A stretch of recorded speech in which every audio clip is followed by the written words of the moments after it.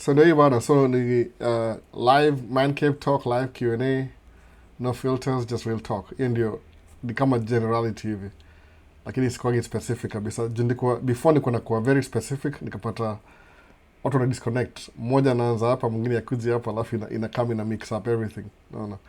Kisema kama naongea juu ya any topic itakuwa within kama recorded version. Mostly mwaga niko very short of time siku hizi. Nikianza hii channel niko na watu watatu. Sasa niko na wanne na mmoja mdogo.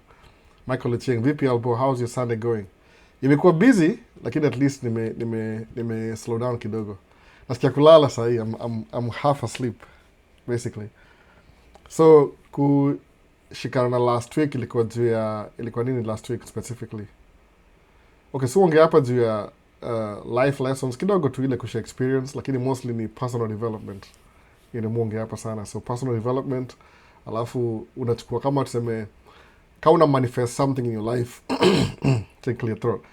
Kama una manifest something unasema okay, these things I need to do A B C D. Alafu mu encourage say get to that thing and just do it. Naona ujipatie any excuse not to do it.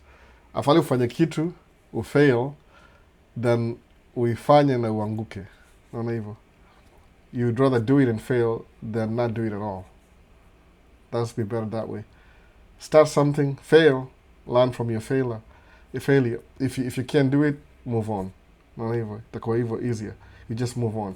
But ikuwa kama tuseme you're thinking about it, you don't want to do it, itabaki pale pale, you won't go anywhere.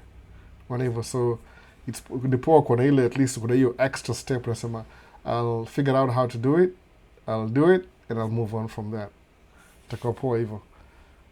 So hope sound iko clear. Just sound check anything tani slightly. So okay, so good sound. So ni ya leo semazi hapa hi Z and I don't know who that is. Ni watu familia hapa hivi. So kuna any questions? Very clear. Okay, that's good. Nimecheck pia clear. Chelewa kidogo leo. Niko na nini? Chelewa kidogo. Najua nipa kuanza kama maybe 2 hours ago. By now nilikuwa na wind down. But hiyo ni fiti. So ndio hiyo. So uko na any objective, anything you have in front of you. Kama tuseme kuna bwana one of my friends ile mnamjua watu wa channel asema atakuanza kufanya kama DJing. Nikamwambia oh that's good. Kama ni hiyo something ile si lazima ikuwe ati something something as easy as mixing music. No, mixing songs. Just do it. Hakuna shida. Nikamwambia the first thing utanunua ile mixer. Angalia appropriately which one is more poa kwa on your side. Nunua hiyo mixer. Anza practice. Collect some songs. Do the thing. Ukisema ati I'm thinking about it, I haven't committed yet, over time. Najua kuna so many things in life. Same ni kama ati itakuwa it's just like a one time utaamka useme okay, I snap my fingers and everything falls in place. Hapana, you take time to grow. Naona. Ni more of like a marathon than a sprint. Everything you do. More a marathon than a sprint. So ukianza kusema okay, ndaanzia from hapa hivi, niseme okay, I have this thing in mind. Alafu go ahead and do it. So if you don't do it, which is easier, could live na regret. Ile, oh man, I wish I did this earlier but I didn't do it. Na hivyo. You're better off usikuwe na ile regret. Uishi maisha yako usemeaje, everything ilikuwa ni face, everything it ever crossed my mind hata kama ni thought, I took action towards it. Ile, okay, I want to do this, I took action towards that particular thing. Then you can move forward na hiyo kitu. Ukasema okay, these are my results after a long time. These are my results. Nilisemaje blank space. Okay, I'll do this in my life. Do it. Say okay, after you do it, say okay, what's the results? It never worked out. Good. Learn from it. How can I make it better next time? Alafu endelea naye. Anything, just blank space. Sijui ni nini. Sababu typically life in general ni musamanga, life is an upstream battle. Upstream ile the river is flowing this way and life is going this way. So the current is always against you. Always against you, the current. So if you stand still, the current will drag you back to the beginning, whichever the beginning is. I don't know where that is. But always, life is always, you're always swimming upstream. So you don't want to go downstream. Kuna msaliza swali moja poa sana za team. Albo hii time yetu nimekuwa states. How does it feel? How does it feel? Ile how does it feel ati nikuwa according to ye, maybe perspective yake. Ni kama I'm living my dream life. I completely agree with you to dare it is to do. Yep, that's true.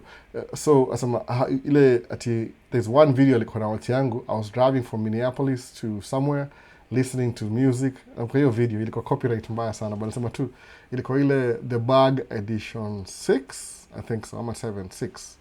The most famous one, the one with the highest views. DJ Nick D.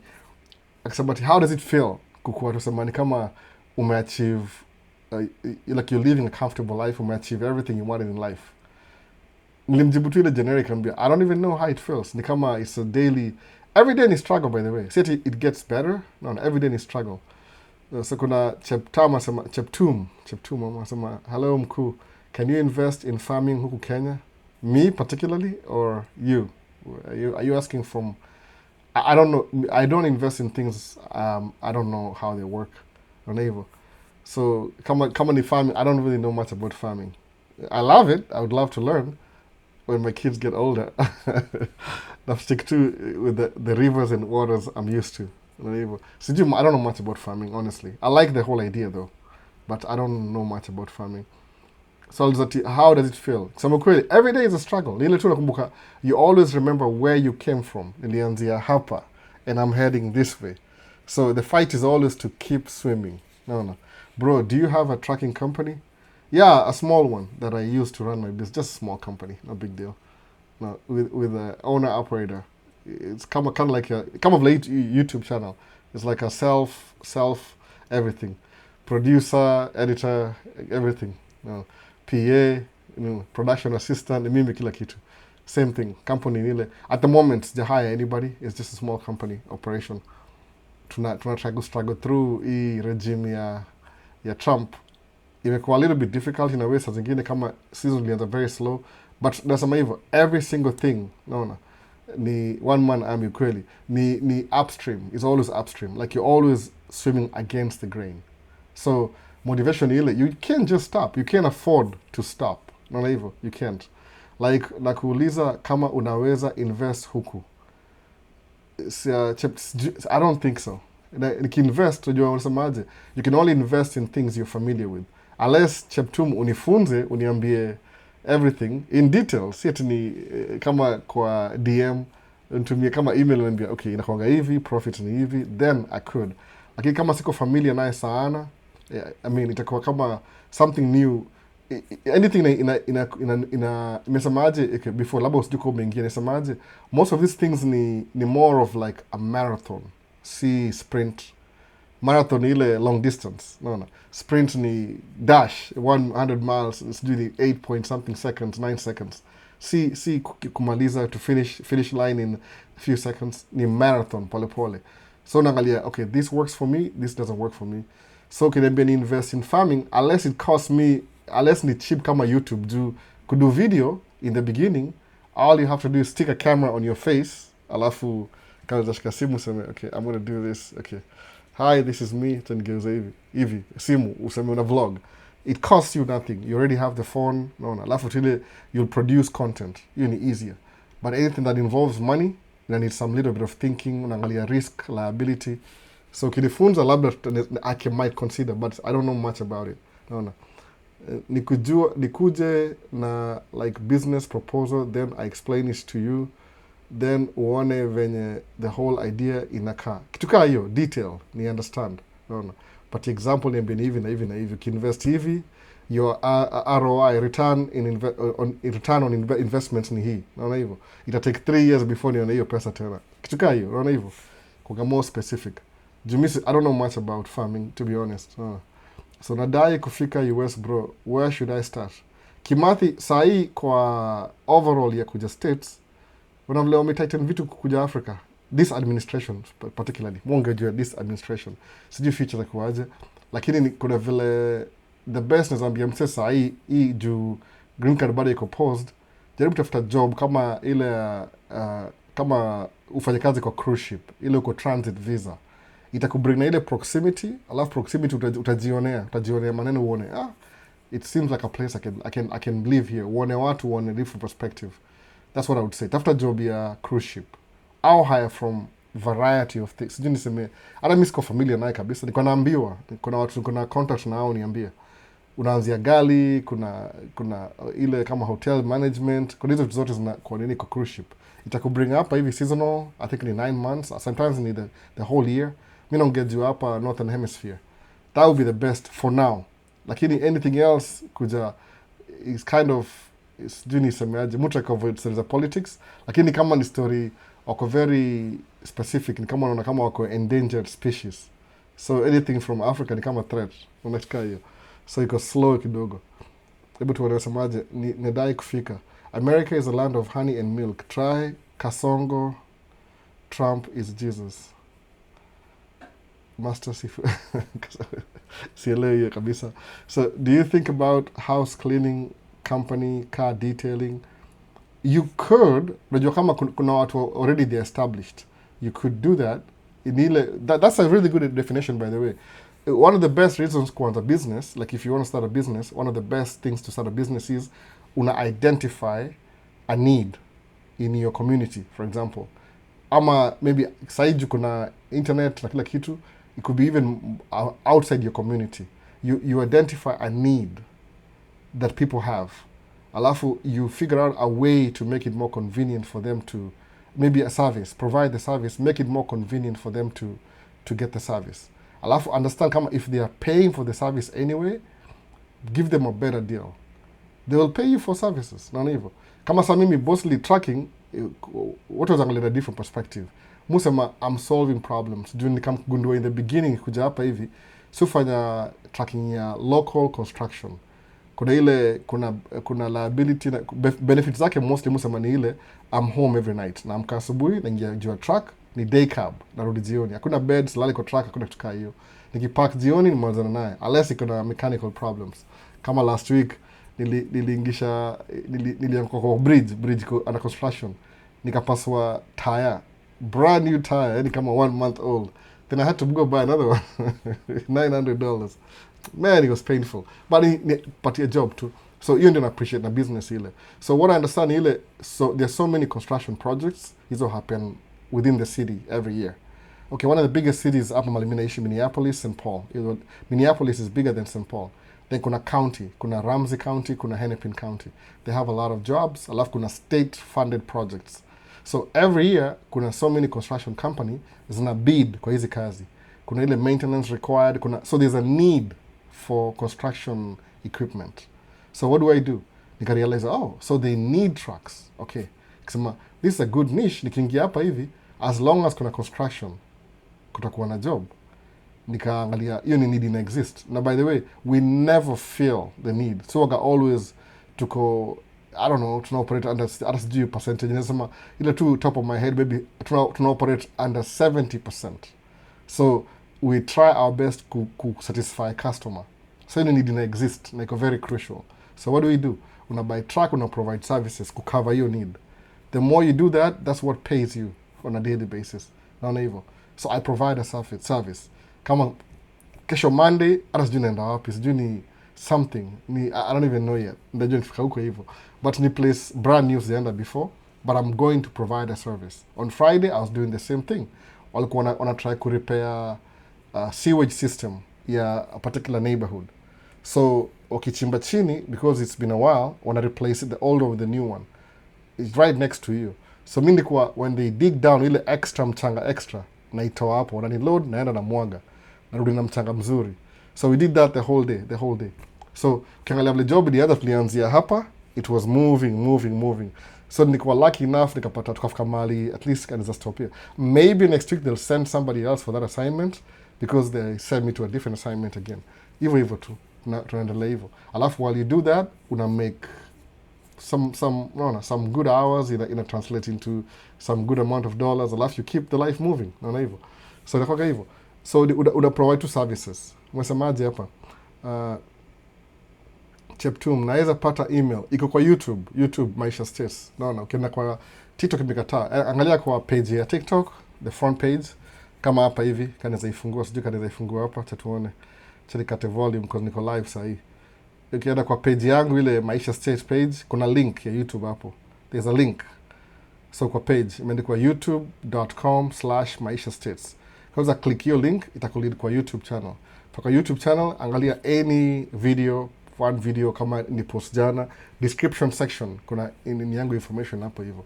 Utapata email hapo. Unaona? Siwezi weka, nilitry kukataa, walikataa, walisema the only way waliniallow kukata hiyo link. I don't even know why. Maybe sijui kwa nini.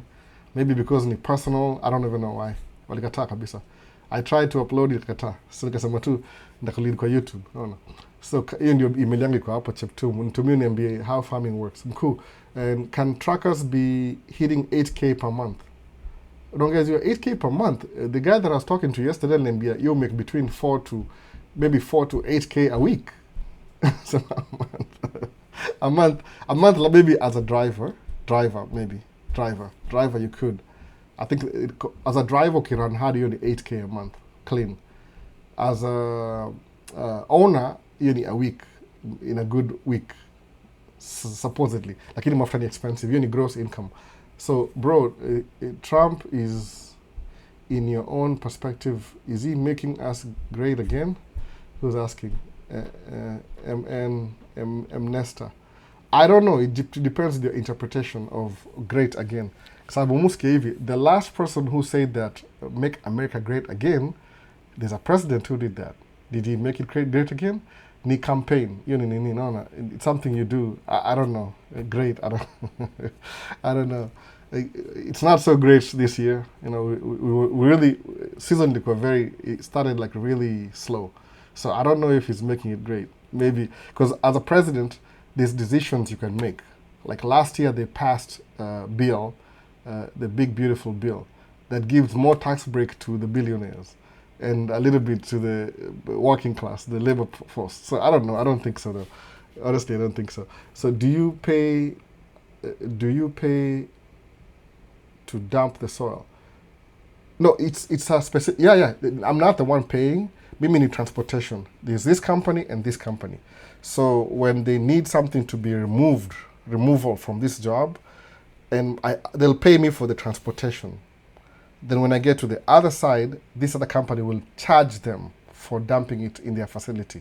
Sometimes they take it for free if they need it, but because I'm dumping this and picking up material, so they'll pay for the material again. What I do, I could transport. I'm a transporter. I'm a messenger. I move this to that, that's this. Whatever the discussion they have, they've already talked about that before, meaning hapo hivyo. Unless hey, I have this type of soil, I'll call and find out, where can I get this from? Oh, you can get it from here and here. Okay, alafu tunaendelea hivyo. Wana hivyo. So, asemaje, thanks mkuu. My wife looks incredible. Look at my TikTok stories. I don't know. I can't really look at your TikTok stories right now. I'm live. Hey guys, bei ya mafuta imeenda juu tena leo. A little bit. I think by a few cents. Ilikuwa $4.99 diesel. Naongeja diesel. That's the one that hurts me the most. Then iko $5.20. A little bit. I don't know what happened. I don't know who bombed who. No. So, asemaje, let's talk ya 137. Live talk yako ya 138.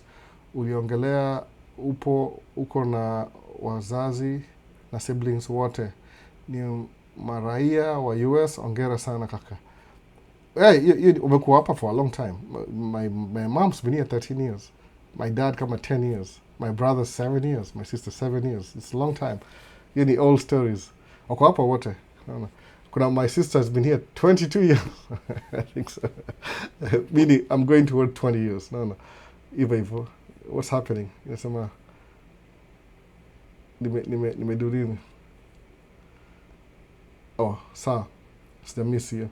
So, can a truck owner make 8K net worth a week? Over the road. You can make that. Construction, between 6K a week, 6 to 7. Then you need more trucks. If you're running 2-3 trucks, that's 24,000 a week. If you're running 3 trucks, that is. No. Do you summer burn in Kenya?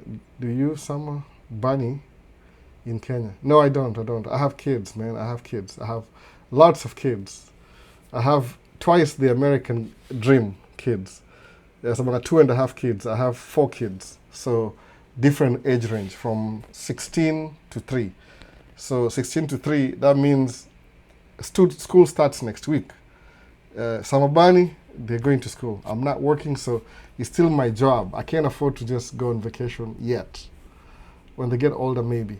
Sijawai Samabani. No, it's been a long time. Sijawai hata by the way kabisa kabisa. So Gato vipi Gato na kuona bana? Did you buy your first truck on financing? Yes, I did. I didn't have any money. You build your credit, go to the bank, see how much they're gonna give you, then get a truck with that amount. Then pay it back in full. If you don't, they'll come and get it. Or maybe they'll mess up your credit. Ati nasikia green card wameopen. I don't know. Maybe kama ni news today, hopefully. But ni kitu imekuwa, I hope so. Inafaa kuran which hiyo gase October. Hopefully juu skip last year. But maybe according to the administration, what they're doing, job yao mostly ni kusema they're hoping that immigrants from Northern Europe, Western Europe, wakuje see Africa. No, hataki the global south. They want the global north. Ndio wakuje hapa. So who mentored you with your dump truck business? I just learned from everybody, and sometimes watching YouTube videos, they suggest some books, buying books, reading books. So the dump truck business, you can learn from everybody. And you join, then you'll make friends. They'll teach you everything. I'll teach you everything too. It's easy, but you have to be here. It won't make any sense if I just explain without, explanations don't really work. You have to be here. So kuna Edo Kamal sama locked and loaded. Pole nimeanza late kidogo. No. So, sorry, I'm late for the meeting. No, I'm late. I was late. You have no idea. Nimeanza kama a few minutes ago, 24 minutes in. So I'm a little bit late. One more thing. Question Albo. In terms of your dump truck career, what did you see on the Volvo when you started driving it in terms of technology and price? So Edo Kamau is this. When I came to the unit to Tambo, I worked for a company to a Swift transportation. So in the beginning, when I got my CDL license, I was a Swiftie. It was a Swiftie, kind of. C. Taylor Swift, but the other Swiftie, truck driver Swiftie. No. So basically, how's Juice Bar business doing over there? It's an establishment. Establishment is so many steps before you get, because the city has to give you permits. They have to come inspect your business, brick and mortar. So it I don't know, it could be a little bit complicated. I can ask my friend. So kwa hivi, Swift Transportation, my first truck did it drive. Kwa driving school ilikuwa Volvo. Then the first truck, Swift, was a Freightliner Colombia, Freightliner Colombia, for about 6 weeks. Then we switched to a Kenworth T680, T6 something, Kenworth. Then after that, it was I drove a Freightliner, then Kenworth. Then when they gave me my own truck, it was a Volvo. Then I got a Volvo with a Cummins engine. Then I started driving construction Freightliner Cascadia. I bought my own Peterbilt. Overall, by the time I was buying the dump truck, nisema hivi, if I'm going to buy a new truck, based on my limited experience, I had the best experience with a Volvo truck. Ile interior, it's wide, the everything about you because really it's like you're driving a Volvo car. It's a truck, but it's pretty much set up like a car. Very comfortable.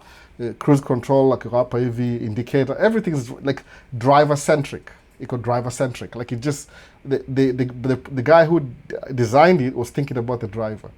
Most trucks back then, you want to hit a switch, it's over there, then over here, then over there, everywhere, up here, down. Volvo, you're looking at the road and the steering wheel, everything.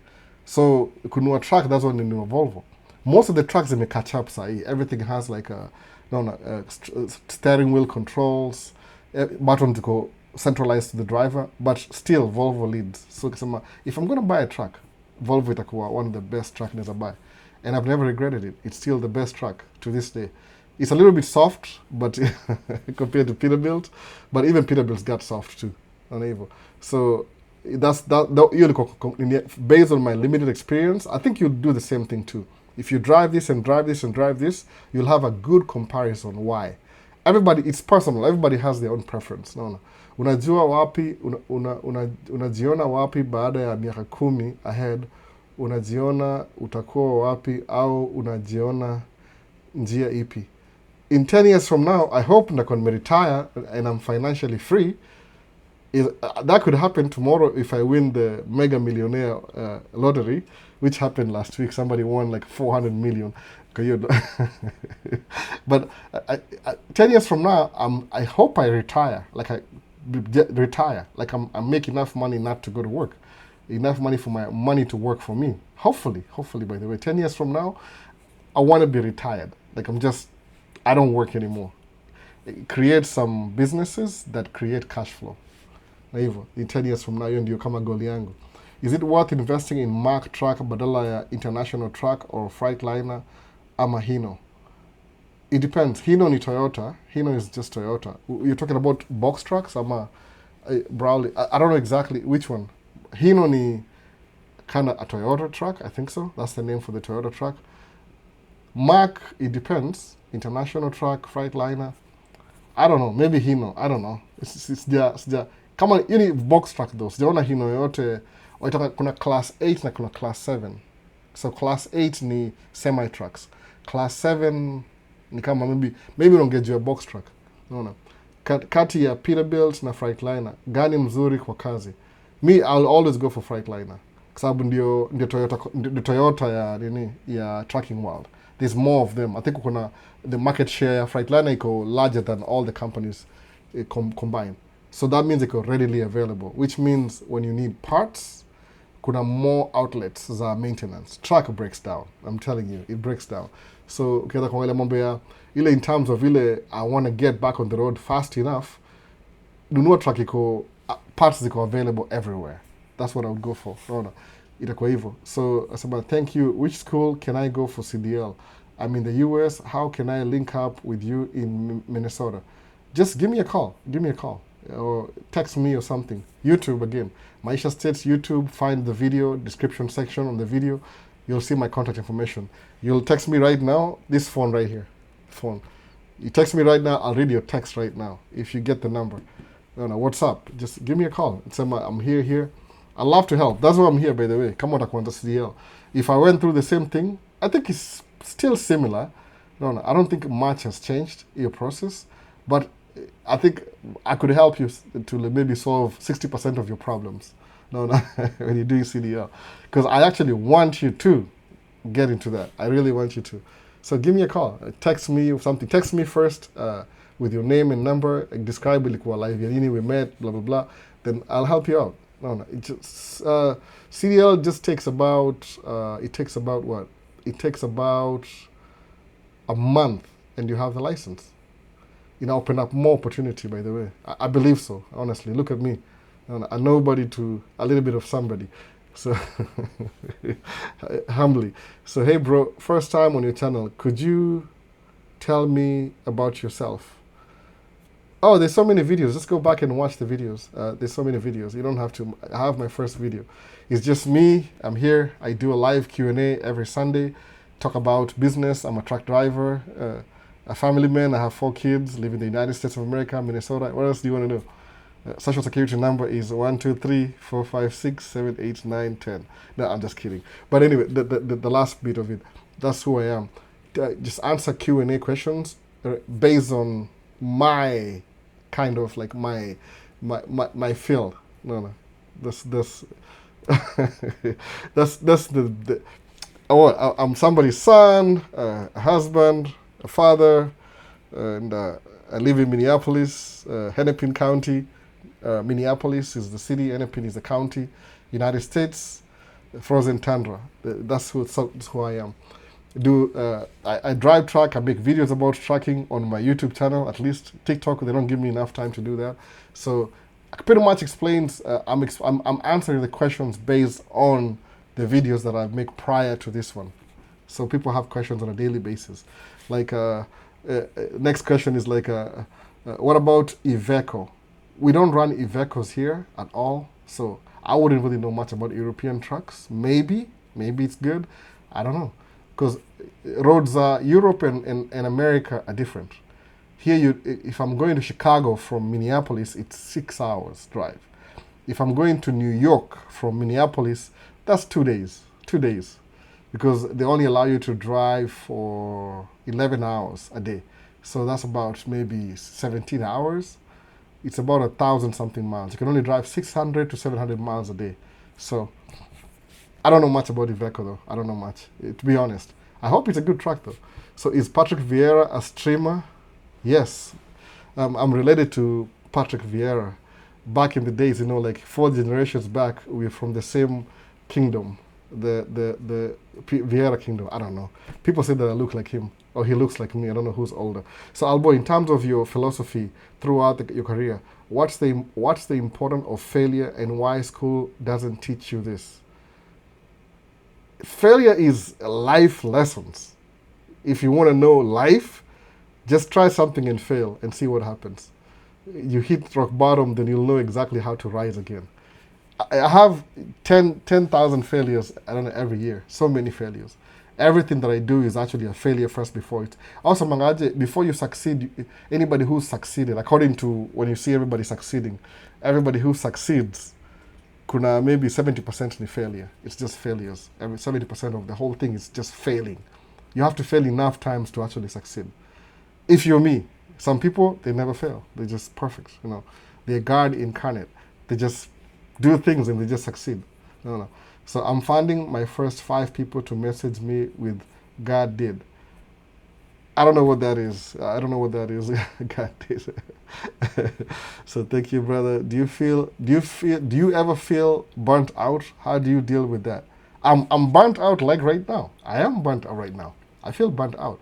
Because when I'm doing the live today, I like having a clear conscience when I'm doing the live. But today I had to do stuff in the morning before I got here. So I'm already burnt out. I'm operating on 50% energy. That happens. But the way when you're burnt out, the best thing, you may learn things over time. Like basically, when you're stressed up, your cortisol level, your stress hormone goes up. You feel like you're under fight or fright. So the best thing you can do when you're tired, get some rest, drink enough water, eat good food. Don't stress yourself with things you can't solve today. Save them for tomorrow. Your battles, you can fight them tomorrow. You don't have to fight everything today. Kama sahi, after this live, honestly speaking, I'm going to go have a 2-hour nap. If my kids will let me. If they don't, I'll go to bed at 7 when everybody's asleep. So you take breaks. You just take breaks. Just take breaks. Don't push yourself too hard. I mean, you have to push yourself too hard, but kuwa ile sections, because it's kind of hard raising kids and running a business and a household, and at the same time, it's stressful. Like back to school shopping, oh my goodness. Yesterday, the whole day, we just trying to decide, should we get this and that? Everybody has their taste. I'm like, you know what? Don't ask for their own opinion. Viatu, so you're just deciding on shoes. Deciding on shoes took half an hour. I want this, no, I want that. They have to be black, the gray. Oh my goodness, please, people. I took a break. So you will get burnt out. That's just, but prioritize your rest time. If you can just take some days off or some hours off, have some time just doing nothing, just coasting. I used to drive around and sometimes make videos. I don't do that anymore. Fuel is too expensive. If I do the Audi is like a premium fuel, which is like $5. The van, I don't even want to drive the van anymore. So take some breaks. No, it's you have to regulate yourself. Also, try and sleep 8 hours every night if you can. When it gets dark, you should be sleeping. Just try and sleep 8 hours every day. 8, 9, 10 if you can, no, but not too much. So I do get burnt out so many times. I'm supposed to post 3 videos a week. My video is not even ready for tomorrow.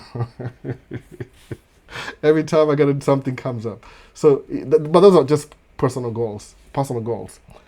I used to post every day, so now I just every other day, let the video sit for 48 hours. You get burnt out, get some rest. Okay, let's keep going. So career failure is it teaches you to be resilient. Because everything, hey, fellow driver, Walmart driver right here, Oh, Walmart is a good company. I think so. They pay well. Thank you for that. They actually pay well, Walmart. So hi bro, nimekuwa nikitafuta lens ya Sony 11 millimeter 1.8 to be specific na haipatikani. Si unigift yako 11 millimeters. I don't have 11 millimeters. Actually, I don't even have one of those full frame. Everything I have, I use. Everything I have, I use. It's very specific. Come on, this lens I'm using right now, it's a 16 to what? 16 to something. 24? 16 to 24. I don't even know. 16 to 28 Sigma. Everything I have, I use. I don't really buy things anymore. I did that back in 2023. I was updating my camera. But now I have everything I need. So come on, 11 millimeter 1.8. They're not cheap though.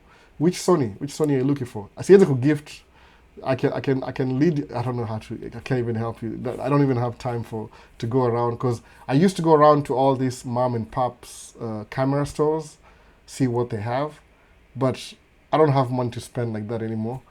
Too many kids in school at the same time, so because see less of a priority. Not able.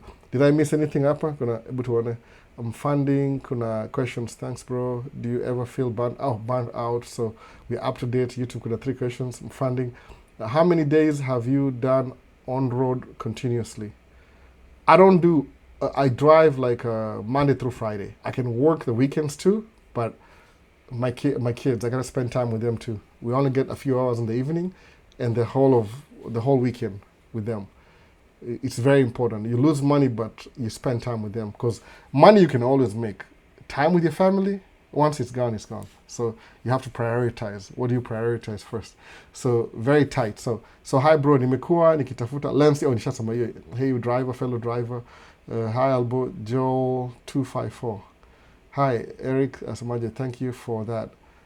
Yep, Nico Denton Sega, Dallas with good benefits. That's good. Just keep doing that, man. But just remember, if you're making good money with the Walmart driving dedicated, unavaile American flag up, hivi good pay, just make sure you save a little bit for some future. If you're making money and you're making good money, you're making more than you need. Angalia, this is how much I need for my expenses every month. Chukua ile extra. If you can leave off 60%, start saving in the beginning, saving 40%. Then once you save the 40, I'm using like a scale, like the 60, this is 70.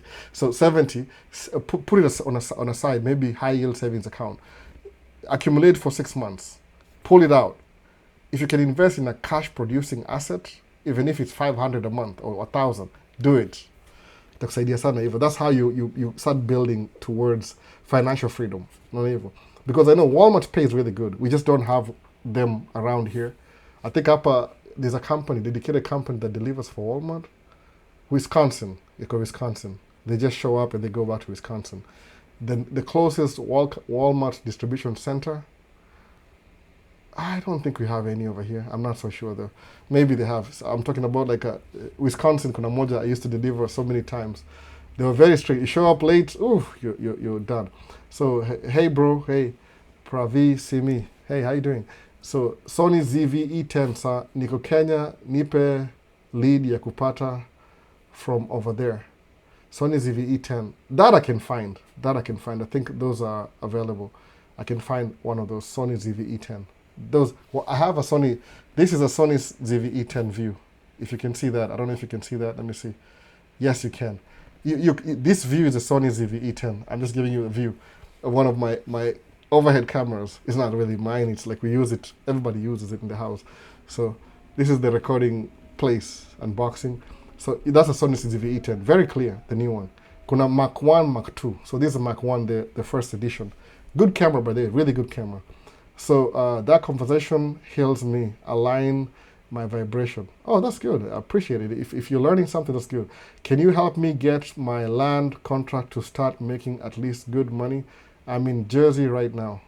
Your lead contacts to start making at least good money.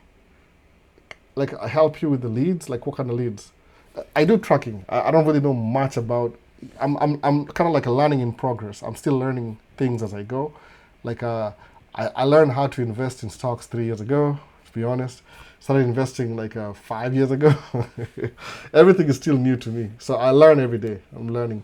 So I don't know what contacts. As a trucker, I'm just a truck driver. So right now, with my own equipment though. So back to YouTube Q&A. YouTube is about, hello, missed the last live, but I'm glad to be back. Oh, welcome back. I think I missed I wasn't on live 2 weeks ago. I missed that one. Things happen.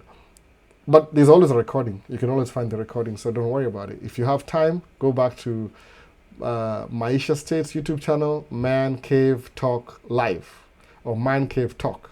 Recording available. All of them is available, archived.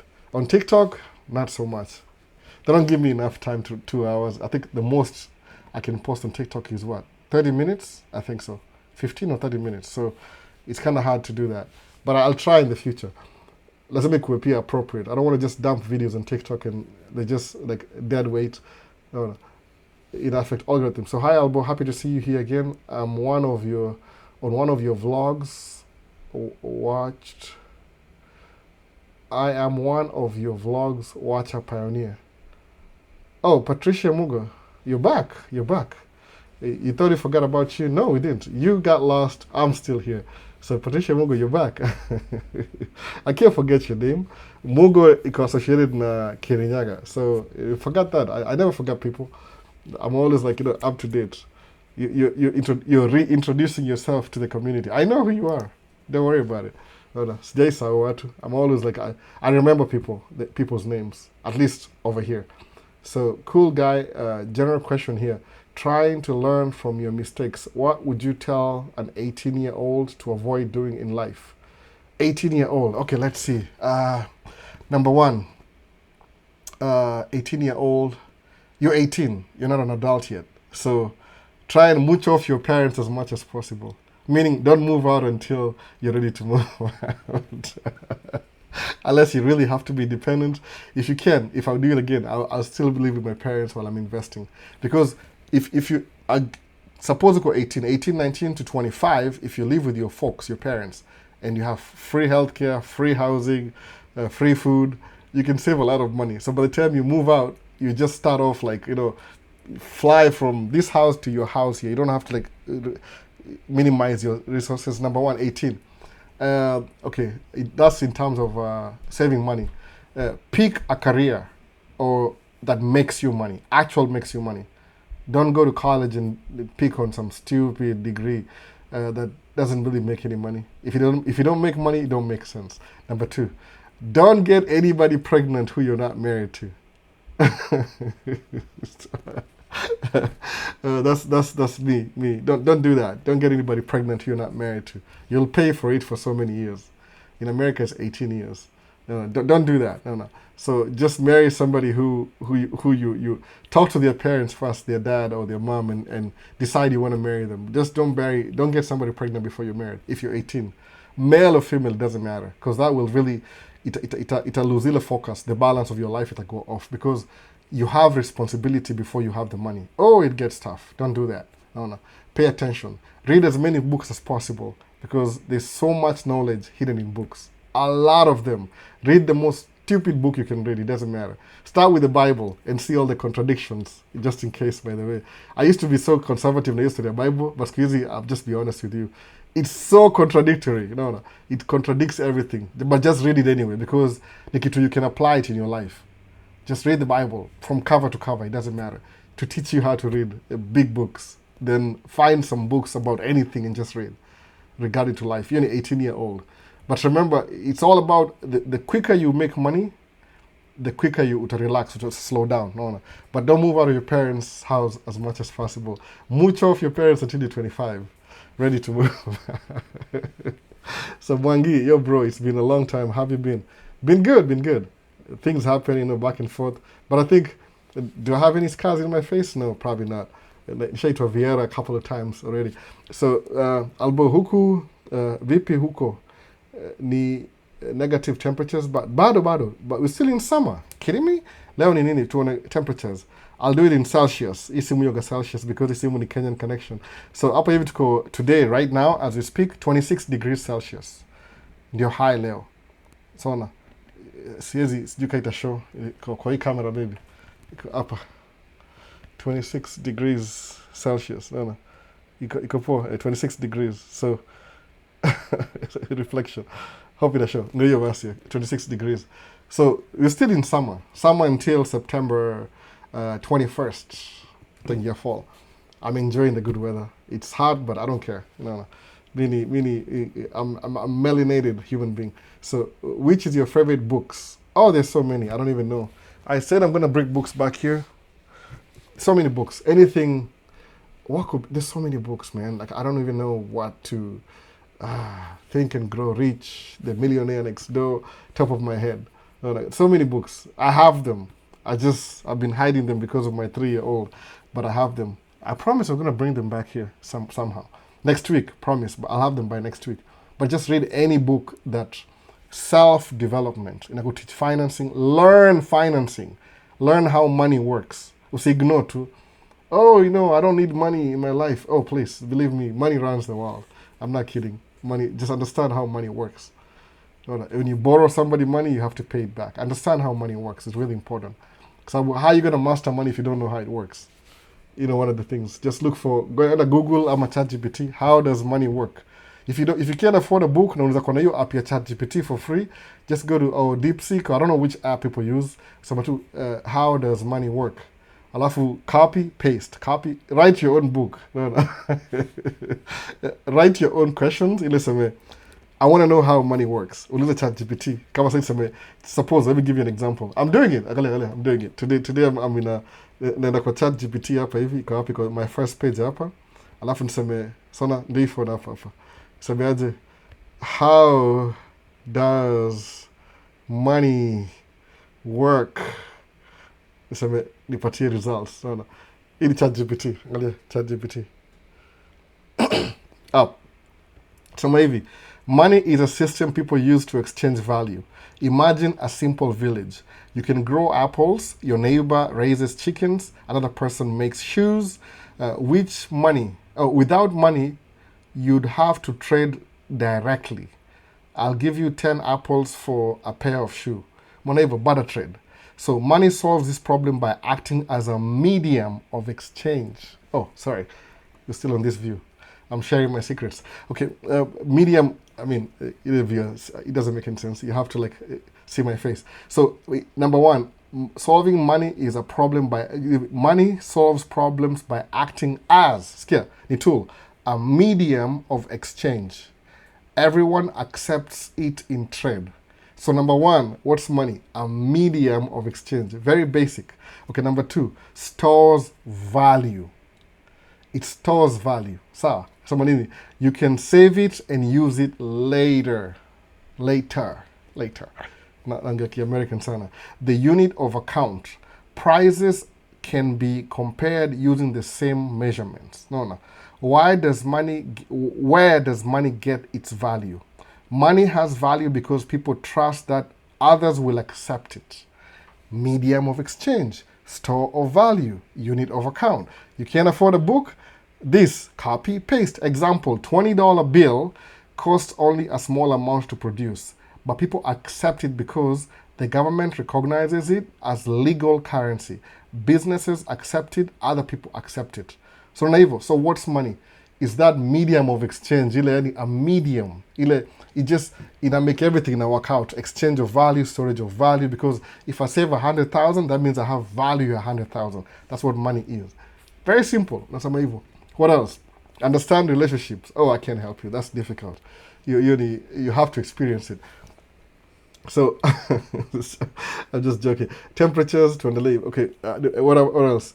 I'm looking forward to Sony 11mm 1.8 MU tutorial official. What do I have over here that I can give you?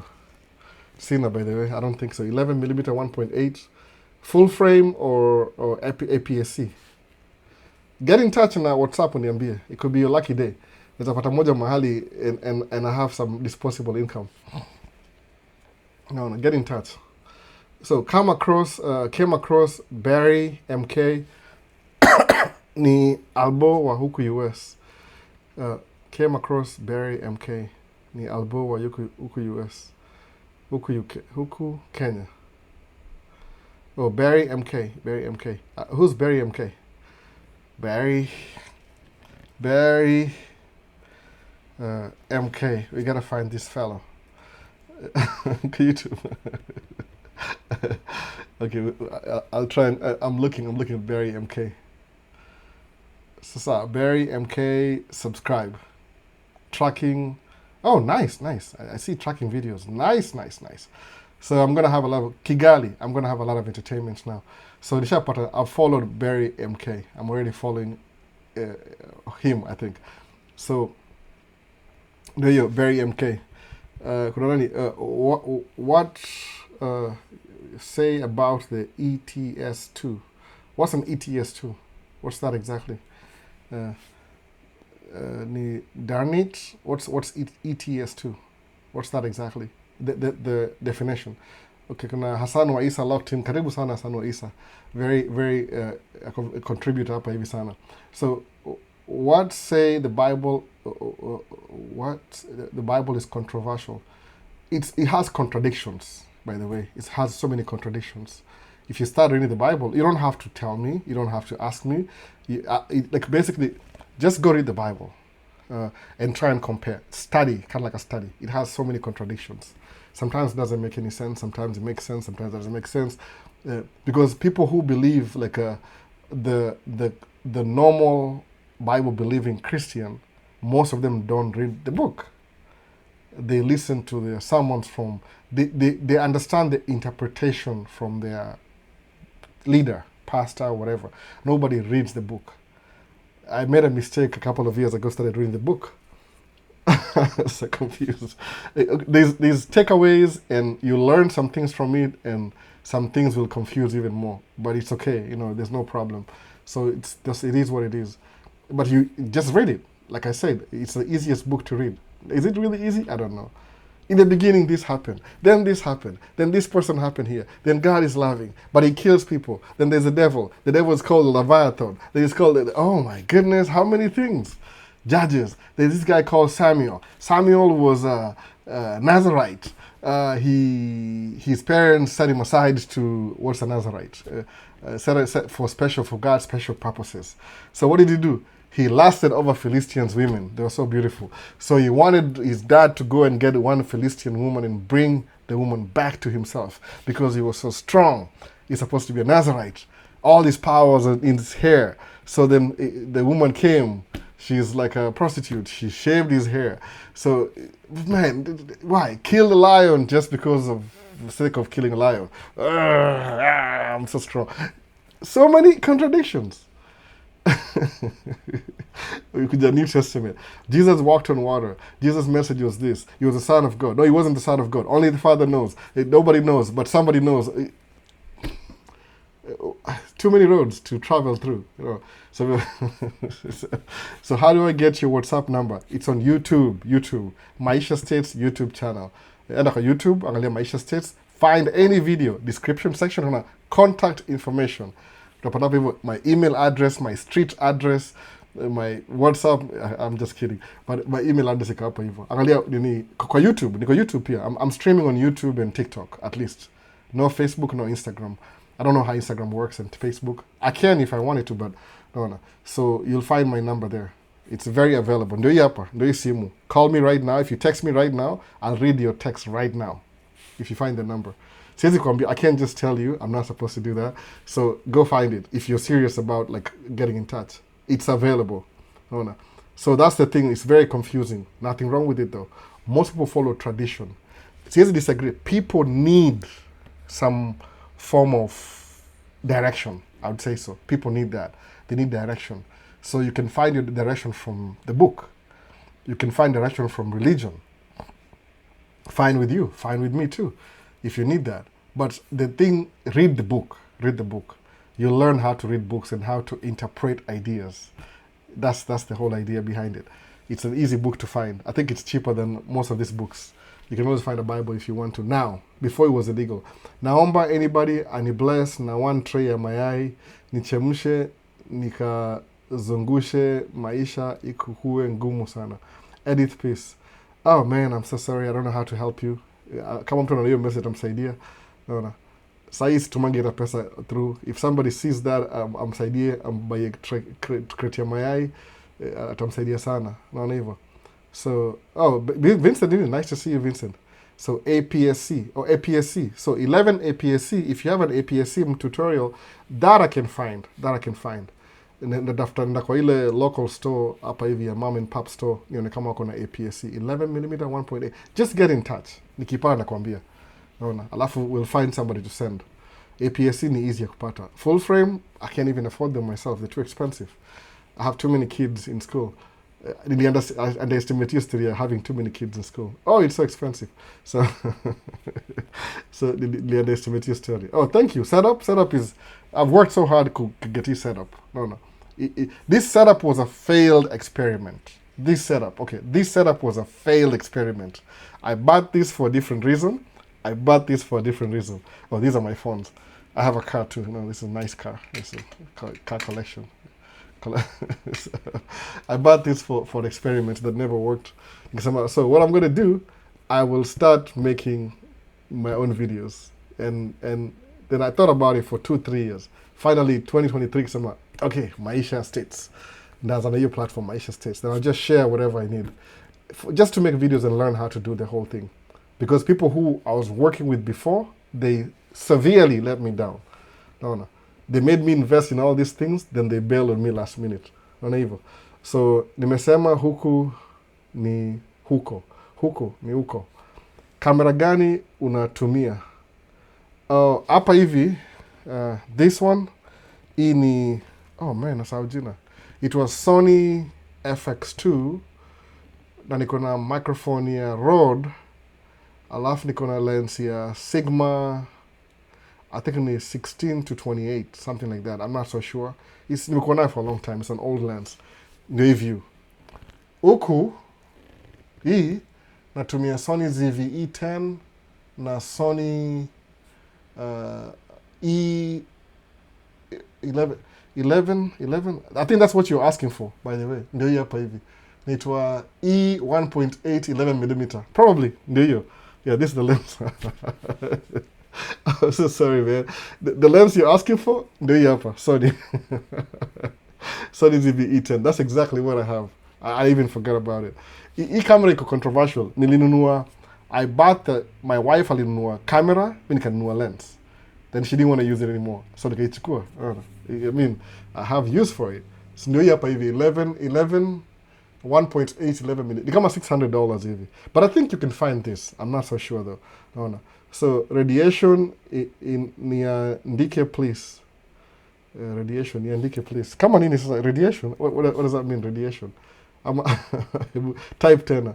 Ulikuwa unataka kufanya nini before? Podcast niko nafanya hivi. I wanted to do ile production, ile ni kuwe behind the scenes. Then kuna watu walikuwa they already had an idea. So my desire has always been to learn how to produce things. Yeah. Kama sahi producing movies, kama ni kuwe production assistant kitu kama hiyo. Hiyo ndio goal yangu. Movie kwa sababu uzuri ya career kama ya making movies, you never retire and you make a lot of money. Those movies, they pay really good for a long time. So somebody decided to start a podcast. Niko volunteer. I was just recording them. Kambia, I think we need new cameras. Because back then tukianza, most video cameras zilikuwa na record limit. So you have to record for half an hour, stop, start again. Half an hour, stop, start again. Half an hour. So nikanunua 2 cameras. One was my wife's, one was mine. Nikazibring kwa hiyo scenario. Solve problem. They were making money doing these things. Like they were actually making money doing these things. But the last thing they wanted to invest in was the cameras. So ilikuwa at the bottom of the priority list. Ile bottom total. Sasa what am I supposed to do?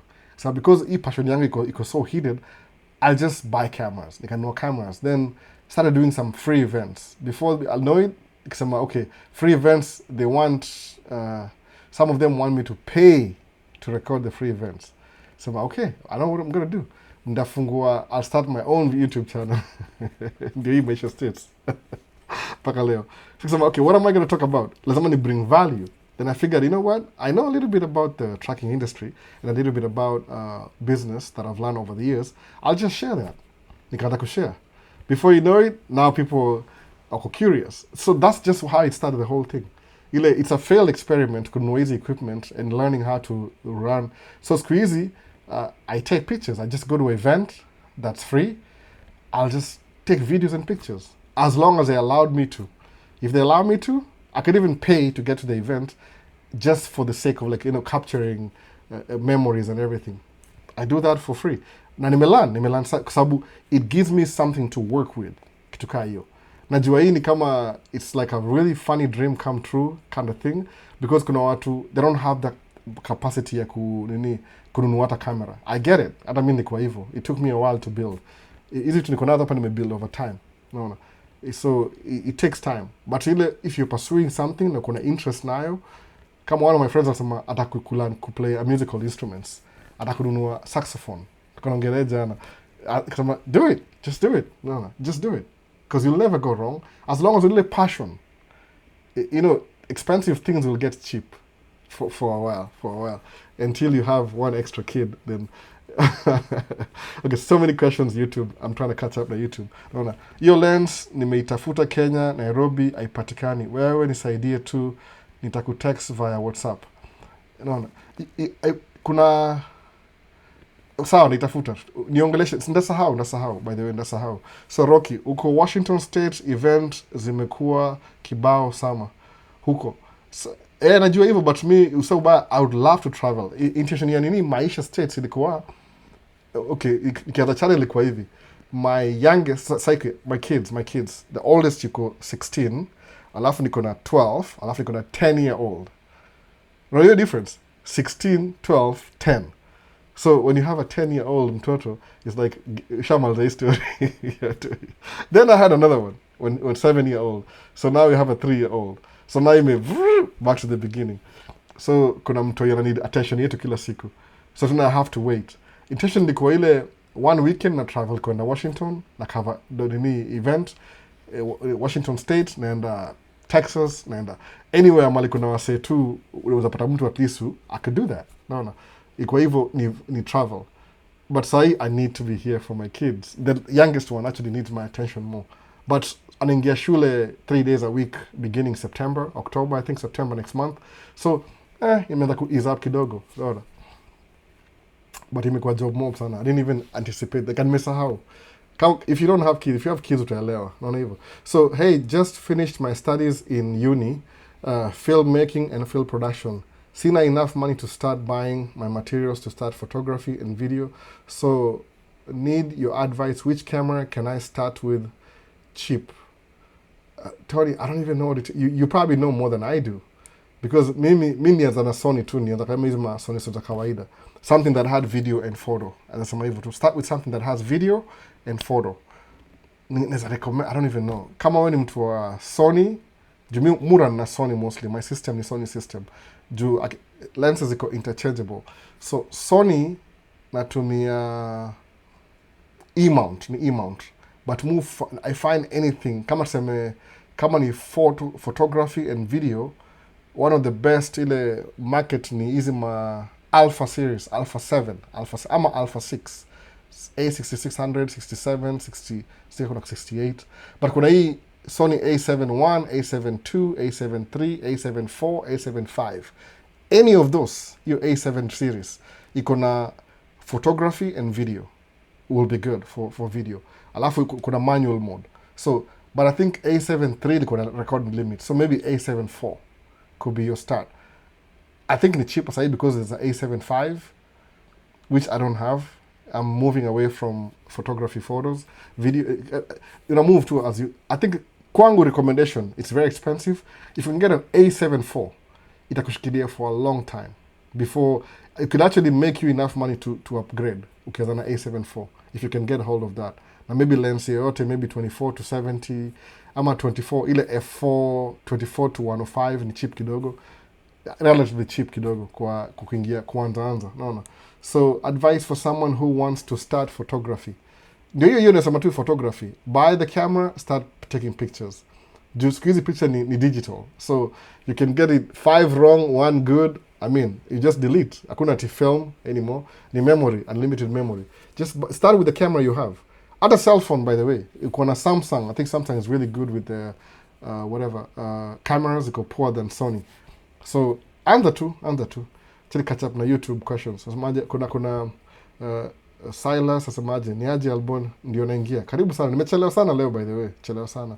So ETS is a truck simulator game PC. Euro Truck Simulator. Oh, that's what it is. I've never played. I just drive real trucks. Sinanga time ya. I mean, it's good if you have a background of like maybe what I would love to have now is a flight simulator, by the way. Pretend that I'm flying planes in my own space. Ninue screen. Ninue zile ma buttons. So nianze ku switch. Ni fly. I like the flight simulator because I really want to be a pilot, kind of. No, it's just fascinating. I don't know if it's exciting, but I just think it is. I don't know. Maybe I'm wrong. But you have to be gone. Co-pilot. So, Euro, I drive trucks, real trucks. So, maybe I'll look it up. You know, but any flight simulator is my thing, kind of. Because there's an airplane collection. Sijapata time ya disposable income. I'm still trying to catch up. To my season a little bit late this year. So I have read it and there's absolutely nothing controversial in it. The Bible? Yeah. If there's nothing controversial in it, that's good for you. I'm not here to argue. It's your own personal experience. Mine is a little bit different. I read it for about 10 years, 12 years. I spent 5 years teaching, like facilitating Bible study for 5 years. Then it was very confusing. But I'm glad I learned some stuff about everything. So if your experience is you've read and there's nothing controversial in it, good for you. Keep reading it. But to me, there's so many things contradictory about it. So I don't take away from your experience. If there's nothing controversial in your case, keep reading it. No, that's good for you. But I don't think you're honest. But it's okay. I'm not here to argue with you. I'm not here to argue with your personality. But it's okay. If it works for you, if you pretend to be your performance, like, oh yeah, I've read the Bible and I perform, just stick with that.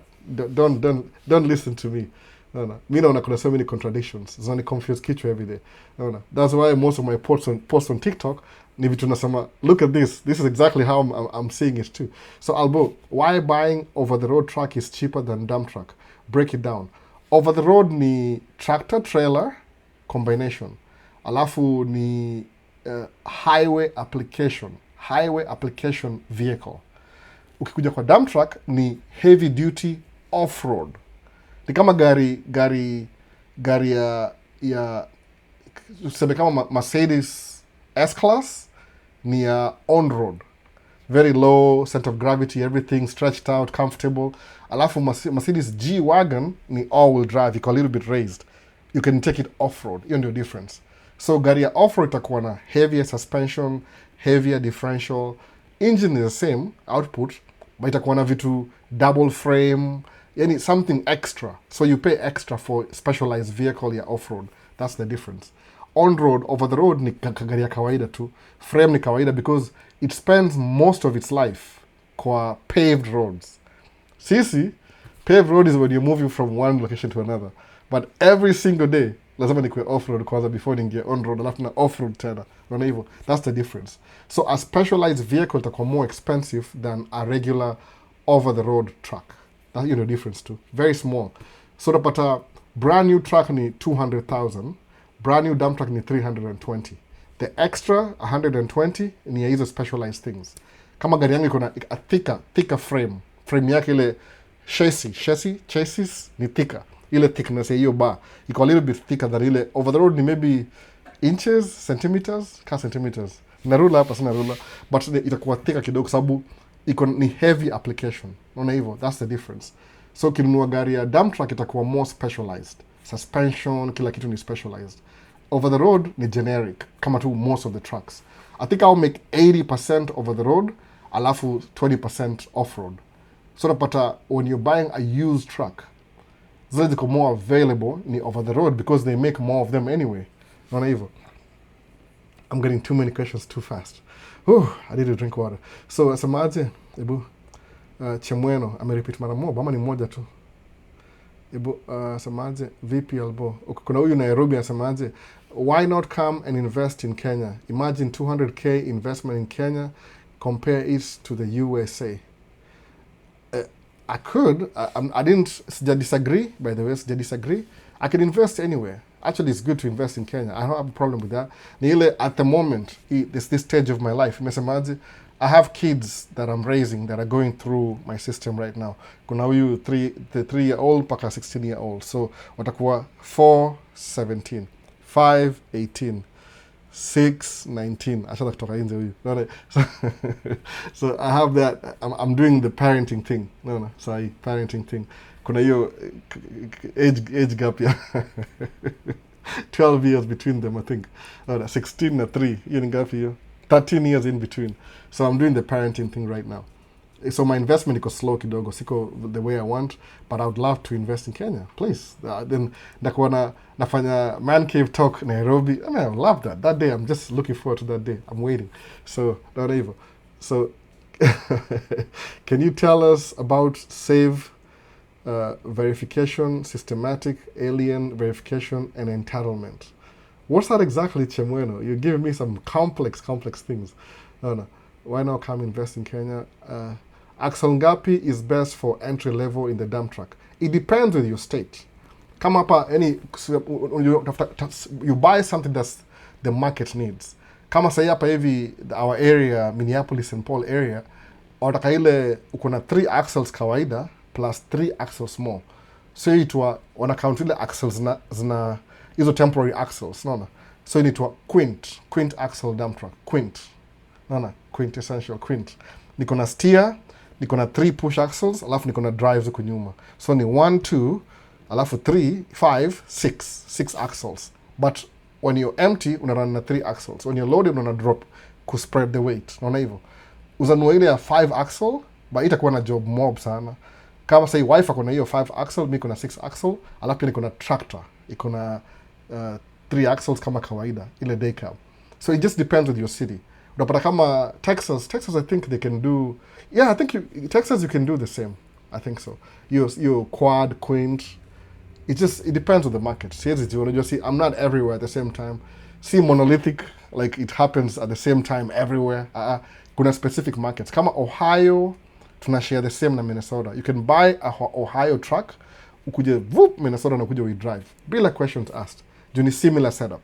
Lakini Wisconsin, lazima hizo wheelbase ikuwe a little bit tight. Naona hivyo. Kuna slight differences na every state. So hiyo ndio difference. Siwezi kuambia exactly kama okay, how many tonnage. So tonnage yangu legal Minnesota, it's very specific in a state.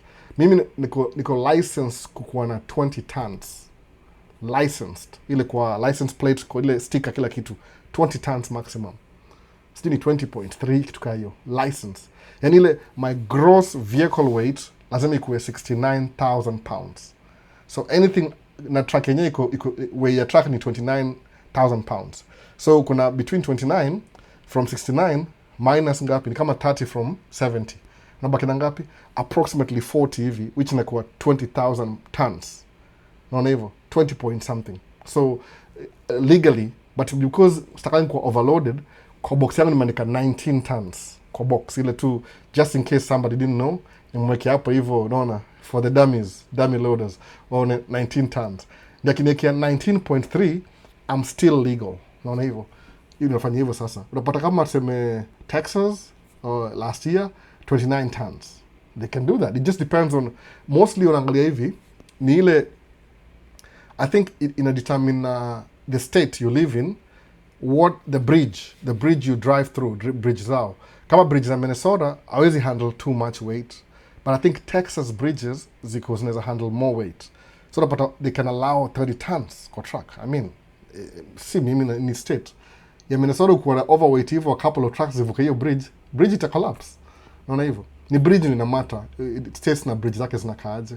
So ndio hiyo difference hiyo ma axle. So can you get contracts to transport soil in a 2008 Isuzu NPR tipper? Watu tumia tipper, hiyo size hiyo small, ni kama hao ma landscaping, wale tu house to house. Kama one of my friends akona landscaping company, yeye anatumia kama pickup truck. Yani jua Isuzu Isuzu ile NPR ni equivalent na Chevy Silverado 2500 ama 3500, similar kabisa. Nimesema Chevy because Isuzu na GM wameshikana hivi. Ile engine ya Isuzu NPR inaitwa Duramax kwa Chevy, unaona. So it's the same thing. So unapata juu hapa hivi nikaa pickup truck hivi, but engine the same, but in ile design ya pickup truck. Same engine though pia wanauza Isuzu pia. So you can use a Isuzu kubeba ile iko limited na tonnage mchanga. So labda ni ile tu unafanyia mtu maybe manyasi ya hapo outside their house hivi, unaona. Hiyo inaweza work out. But kitu major ile kama huge construction, utakuwa too many trips. Ni kama haitakuwa nini more reliable because you'll make too many trips per day. Na time iko limited. Unajua tuko na only few months to do construction. Alafu what happened to DV 2027? Nilikuwa nisha piga hadi ka passport nikingoja ifunguliwe last year. Ni administration. The president will decide. We president alisema they only want immigrants toka kwa South, global south, ataka global north, unaona. So sijui kama itakuja, unaona. Bro, niko 35 naweza come states. It doesn't matter your age, man. It doesn't matter. My dad is 70 something na ako hapa. Aliingia hapa kama ako 60 something. It doesn't matter.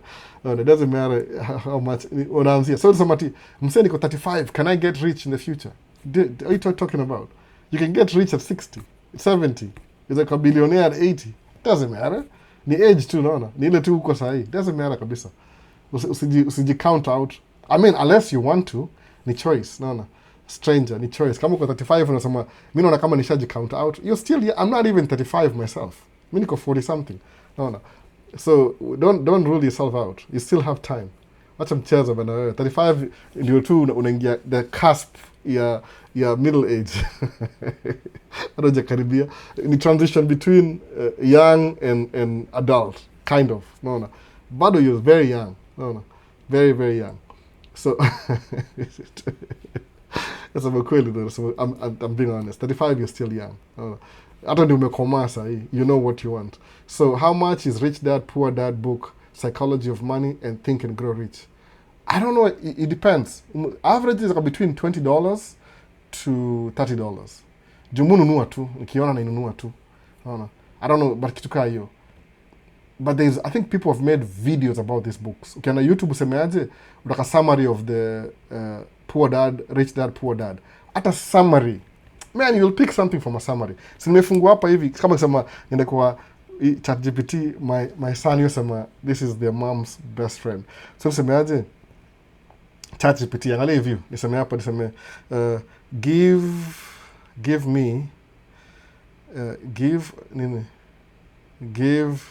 me a summary of the book Think and Grow Rich. Naona hivyo. Sawa. Nimetumia ChatGPT 2 years ago. So apologies. Naona hivyo. Imeniambia. So nilikuwa hivi nisemaje? Think and Grow Rich is a 1937 self-help book by Napoleon Hill. Hill studied many successful people in his era and argued that wealth and achievement begins with a person's mindset, belief, and actions. I think this is the guy who influenced me. I think so. Because I'm busy to know mindset, belief, and action. In summary, I Think and Grow Rich. Core ideas, in summary.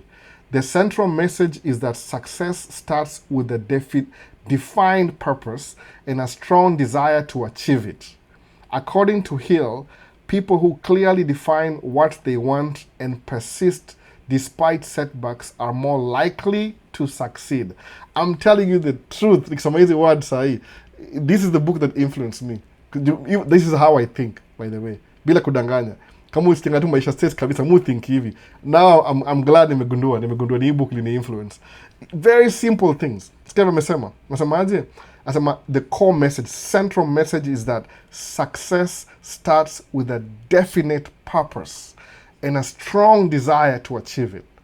According to Hill, people who clearly, not try to highlight the words, define what they want and persist despite setbacks are more likely 80-90% to succeed. Naona hivyo. So wasemaje 13 principles briefly. If you want naweza copy hii kwa hii video kwa nende muone. Naona desire, faith. Naona. So hii book ni influence. You can tell by the way. Juu mimi tumuongea ni hizo. This is one of my influences. Naona hivyo. Think and Grow Rich. Because even you have to want something. Means I want to make videos. I want to share the books I've read. I want to just share them for free. My goal is I want to make a lot of money doing videos. I don't make a lot of money doing videos. I'll offer value. I'll have to offer value if it influences somebody else to succeed. No, never. I don't want you not to be a Christian, not to read the no. You need personal. You see me, usiningisha kwa hiyo story. Hiyo ni yako hiyo. No. Ile tu yangu ni very simple. Nimesemaje nikisema hii define kitu nini nimesemaje?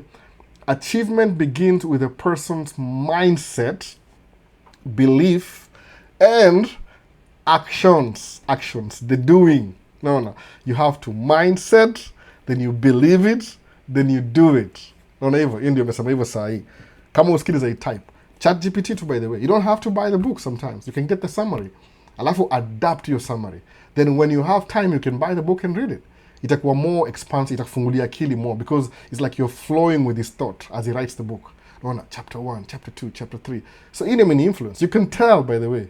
Watu nisikiza for a long time because I read this book. Muongea hizi vitu kila siku. Action, take action.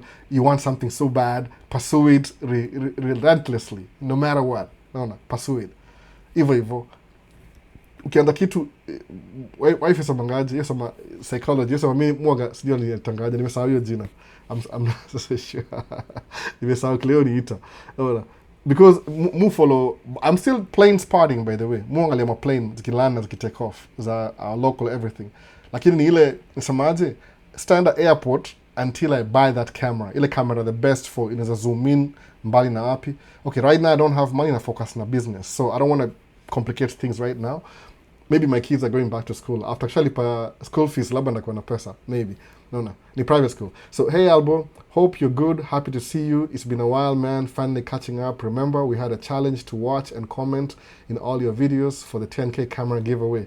Yes, I remember that. You just got 10K, brother. Well, I never gave up. I've been quite busy. It's okay if you're busy. If you're busy, it's okay.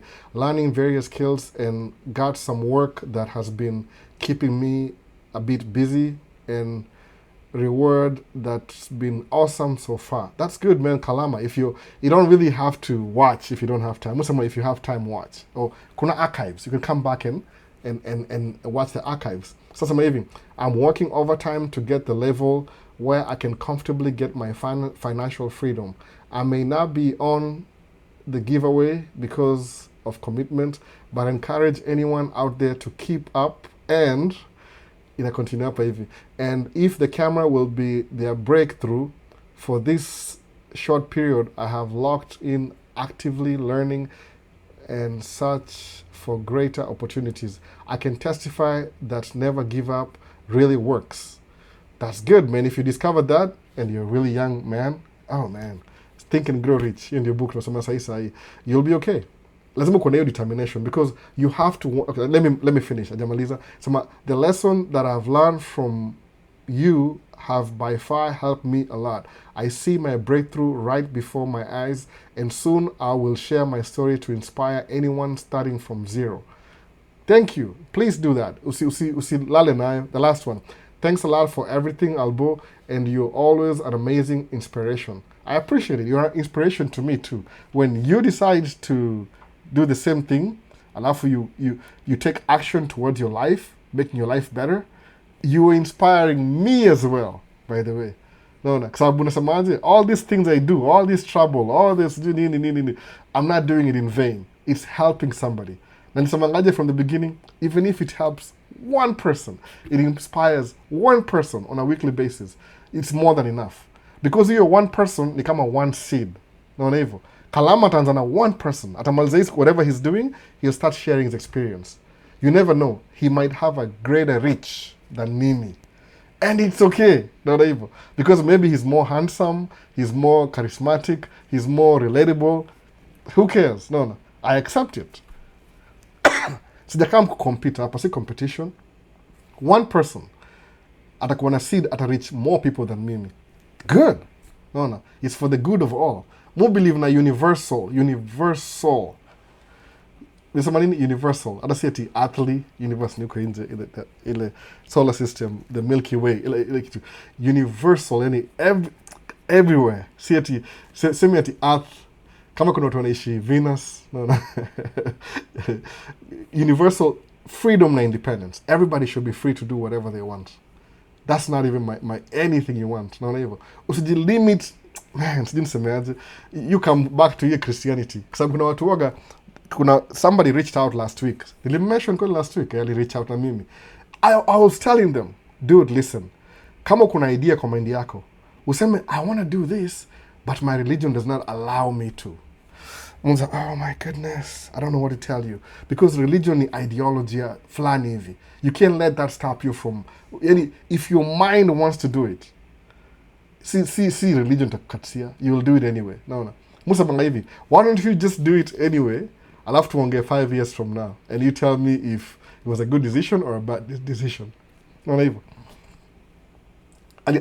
Sitaki kumtaja jina juu itakuwa controversial, but I'll say okay, hypothetically speaking, there's a friend of mine.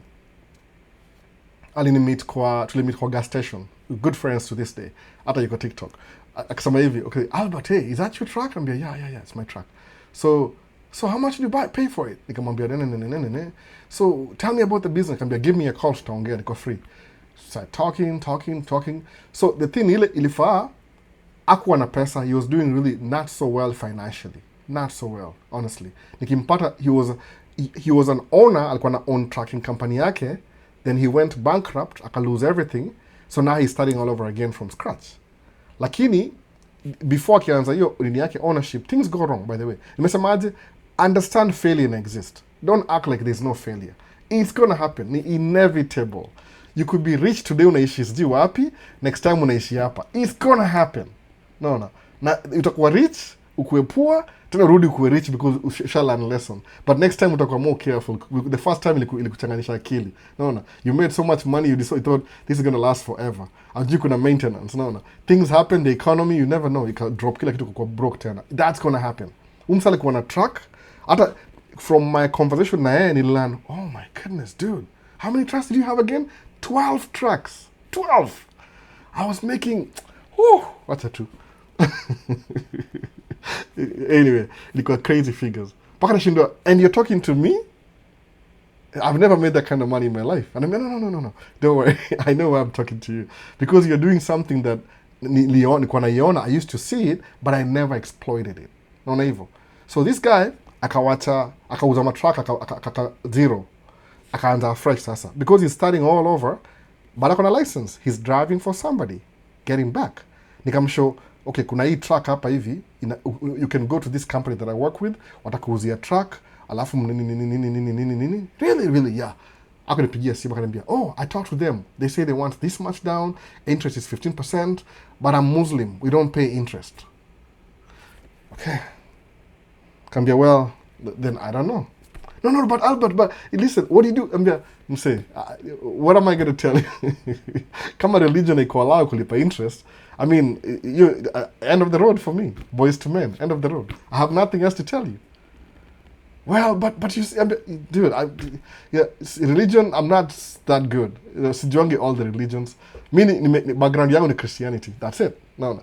Shaky, very shaky Christianity. Very shaky, by the way. On and off. No. Atheism, Christianity, agnostic, moga tu, hapo. No. For my own personal reasons. Usini judge, by the way. Don't judge me. Ila tu, mutu ya understand life just like everybody else. No. So, inakuwaga hivyo. I don't know what to tell you. So, me, ukiniambia, but I thought about it. So, you can have all these dreams, aspirations, ufike place ya kuomba loan, useme my religion does not allow me to buy a truck because I don't pay interest. It's haram. Alafu wacha na hiyo story hapo, boop. Alafu wacha hii space, alafu you move on. 5 years later, tunamit na yeye na truck 3. He never recovered. Sasa shindo, okay. Tutunde na hiyo story hapo. Eventually, he buy truck. No, kamuza, what happened to the interest? Well, you see, explanation. Sema tu, nilimpatia the grace kusema hata sitamuuliza juu sitaki kumdisappoint. Ali bounce back. Guess what he's doing? He's not even driving truck anymore. Ile skill yake ya 12 trucks, ali lose, amegain tena. No. Sahi, his business is doing really well. Na si trucking, ameuza truck zote. No. Actually, aliuza truck yake 4 years ago, I think. Ali bounce back. But alikumbuka the thing that didn't spring from the beginning. That thing, that salt ilikuwa hiyo kitu hiyo. Ile binimwambia, sometimes you're already rock bottom. What do you do? What do you do? Some religion tena. Who are you being faithful to? Religion? Anyway, that's almost amanga hivyo. Hiyo ndio example moja by the way. More than one by the way. Nile tu mwisema hivyo juu sitaki kuoffend anybody. Unaelewa? Kuna watu sema hawezi tukua loan because of interest. Kuna assess duty, wife yao hizi mwalao. Man, kuna excuses karibu 50. Ukianza my excuses hivi msema, hey, unajua nini? Maybe you're not mature enough to run business. Kwa sababu business itaku-stretch, itaku-compress, itaku-spin around, itaku-smack in the back of your head, itakurudisha hivi na hivi na hivi mpaka utalan. No. Kufly at 40,000 feet comfortably. Kama hiyo ni mali planes of fly. Naona hivyo. So, there's nothing I can say. Oh, my wife doesn't want me to get a CDL. Why? Because I'm going to be gone all. Okay. Dude, the end of my... Siezi pita hapo. Hiyo ni wewe kudecide. Hiyo si mimi. No, the ball is in your court. No, si mimi sasa. Hiyo ni story unaniambia. No. So Chemwera anasemaje, nilienda CDL school but DMV did not approve me to get a CDL permit because of save. Nilienda CDL because of what's that Chemweno? What's save? Ujamaliza hiyo sentence. Save permit save. Sijui kwa nini ajamaliza hiyo sentence imehang. Hang jury. So thanks a lot for everything, Albo, and you're always my amazing inspiration. That's good, by the way. When you guys do well, alafu mnash experience, you inspire me too. Because inamikile faith yangu inakuwa strong. Because I'm not a crazy human being. If I'm doing it, and you're doing it, and you're succeeding, and I'm succeeding in my own way, guess what? We are not crazy. It's good. Either confirm. We're not crazy people. No. Maybe tuko unique, but we're not crazy. No hivyo. Mua bini hivyo. Ni evidence. Ile watu Christian sema ati hiyo ni testimony. Watu Christian sema testimony. Ile ni testimony. Na boro hiyo word too, by the way. But just in case, kwa sababu kuna watu different religions hapa hivi. Na karibu 600 to 2000 sijui. But sina hiyo, doesn't sema more avoid story ya politics na religion, because haitakusaidia in anything. Itu ni ile personal. Ile nasemaje, you're a human being just like me, you're better than me, I guarantee you. No. Labda mimi, I'm just hosting this thing. No. Sieti, I'm better, I'm just hosting this. But the person on the other side who's watching, you're better than me. It's guaranteed. Tukienda na wewe toe to toe utanishinda every single time. Sikudanganyi. Especially if you're younger, uko 20 steps ahead of me. Because you're younger, na unakuwa exposed kwa hizi vitu sahi. I'm not kidding. Whatever you think you are. Oh, niko sijui wapi, niko sijui siwezi buy mayai. I'm telling you, you're 10 times better than me. No. Mi kuna vitu musema, if I knew this 20 years ago, ningekuwa mbali. But guess what? That's just what it is. No. I know them now. It's gonna do before. So my time itaanza sahi. No hivyo. So ulishinda World Cup pia. World Cup ndio hapa. Mimi na Argentina. ni replica. Ilikatu ile, I got curious. I'm a really curious human being. Hii hapa naona hii ni World Cup. Si real. Nile tusema, if I'm gonna get a replica, it has to be the same exact size. Naona hivyo. Angalia size yake. Unaiona hapa kweli? Hapa. Hii ni exact replica. Okay, hii ni iPhone 13. iPhone 13, 1, 2, and maybe and a half. Size yake ndio hiyo. Okay, sijui which is the best. What's so familiar? Ni kama 14 inches tall. World Cup. Ni replica, si ukweli. Ni kama tu karatasi. Resin. Naona. But ni replica kabisa. Mpaka iko na hiyo FIFA World Cup. So, nilinunua tu ile sasa jamaze. Niko mbali na microphone. Nilinunua ile kuna replica tu. Curiosity. How does it feel like to hold it? So niko na hiyo replica hapa hivi. It's not real. Ni fake. replica. Niliwin World Cup, yeah. So mtu ulishinda World Cup. So nilienda CDL, okay, I repeat you bado. Urgently looking for sales rep distributor, kindly DM if interested. Kuna Rispa hapa ana advertise sema kama unataka anatafuta sales rep na distributor, kindly DM if you interested. Anaitwa Rispa. Kama unaona hiyo comment TikTok, follow. Missy mind, no. Free advertising. So how is the collection with the aeroplane model going on? Are you planning to go to flight school? Yeah, actually I am. I'm gonna. One of my friends, I didn't even know that. One of my friends, we've been friends for so long now, 4 or 5 years even. I never knew he's a. I got into. Okay, number one, Evie, he wanted to learn, like, to know how I record my videos. I was teaching him. Then nikamwambia, I started planes partying like last month. Alafu karealize kiongea planes, akaanza kuongea about plane. Kamuza, man, it seems like you've been doing this already. Kamuza, no. I'm an aircraft mechanic. Kamuza, what are you talking about? And you've never mentioned it? Well, it never came up. So there's a thing kwa airport yake mali nafanya kazi in South St. Paul. Kuna people with private, they have their own private planes and they offer private lessons for as low as, okay, it's not that low, but it's $100, which is affordable. And you can go there every weekend, pay 100, go 200, whatever, how many hours you want to fly. They have their own planes, private planes. So if I want to, I can learn and get my hours how to fly a plane. Because I should buy a flight simulator. If I'm flying my Boeing 77-300 Kenya Airways from Nairobi to Mombasa on my aircraft simulator, if I crash the planes, it's not real. It's a simulator. So the by simulator, in future, I'm thinking about it because I was learning these things about flying a plane. So I'm still collecting, but I still have the narrow bodies. Sijaenda kwa easy. They're a little bit more expensive. For the price of kama United, hii hapa, right here. Mtu buy Gemini. Hii. So na inakaa hivi United, kama United. Can I open it? Kuna ndege hapa chini, by the way. Kuna ndege hapa. Naona ndio hiyo. Kuna ndege hapa. So inakaa hivyo. For the sake of nini, I collect hizi plane, muzi collect na mingi sana.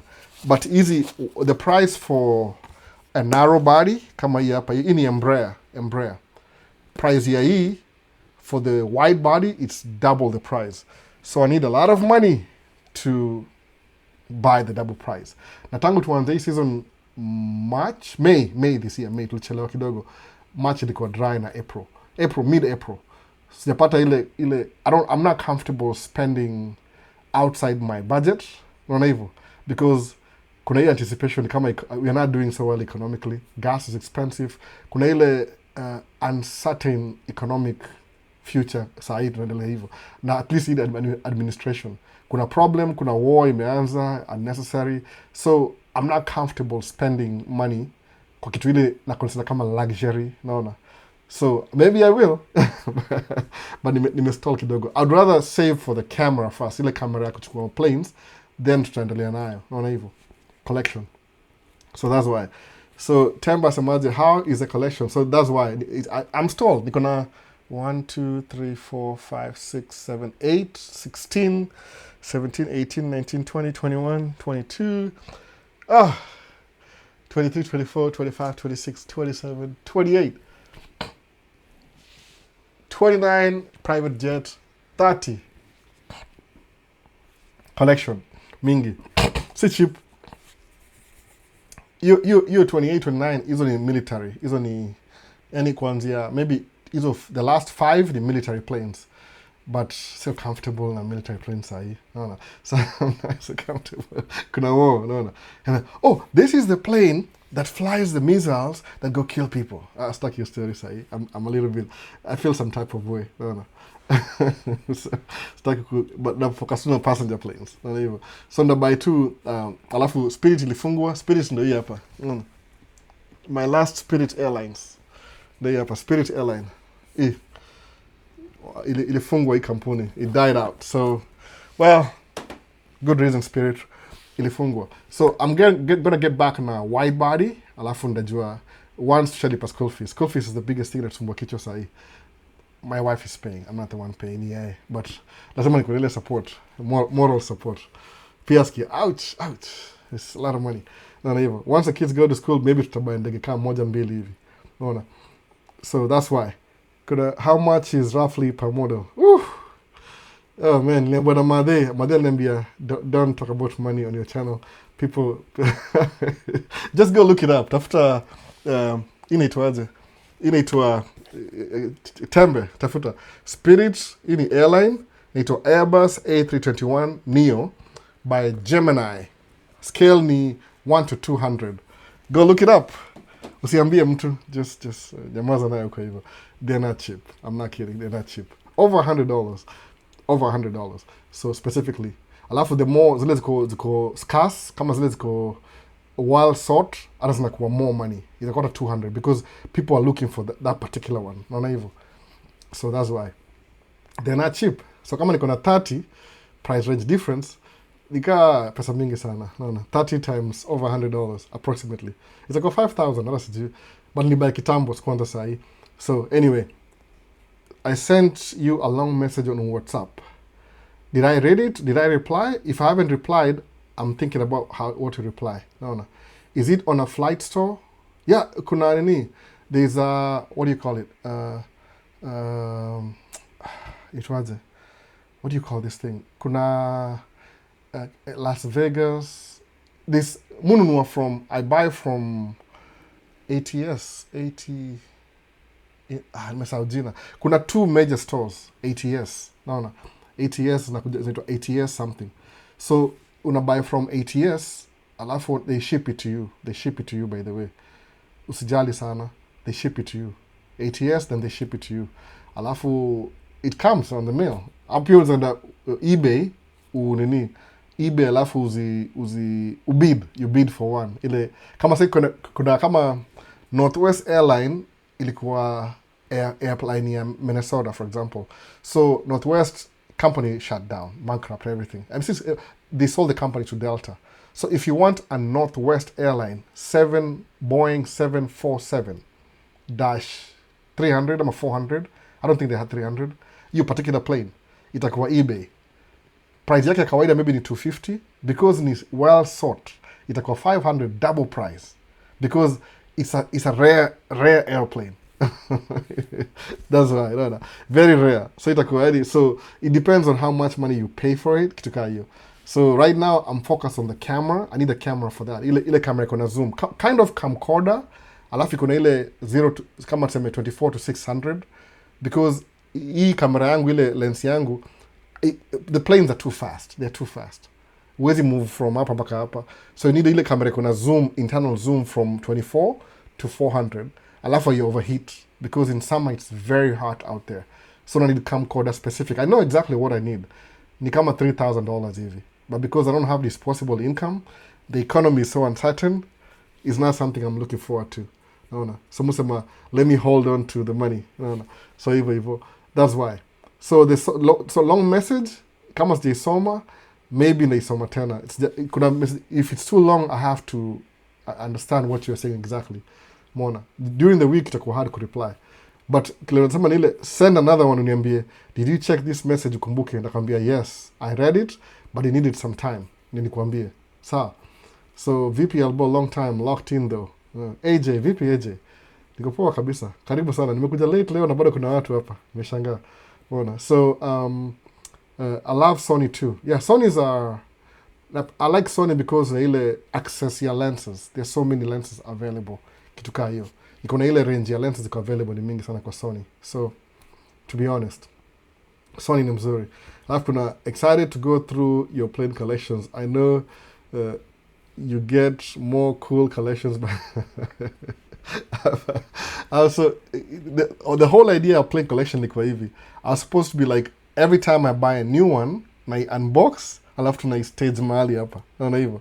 So, saibile, ni kama nilistop. I have never really unboxed any of them. I think maybe one or two. Acha ni pause hiyo kidogo mpaka ni get the right camera. But I still play in sport. I do. Niko na hiyo app yangu kila kitu. Kuna community. You have a big community of people. No. So Makozi Kinara, I'm late. Karibu sana. So we usikam huku Albo, huku hakuna opportunity. Huku ni wapi? Demit, huku ni wapi? Kenya ama? Wapi ndio huku ni Kenya ama hapa? Nda bring opportunity, kama nakam Kenya nda bring opportunity. Good question from TikTok. How is our Kenyan stock market and that of the US? Why are there many stocks millionaire there? How is okay?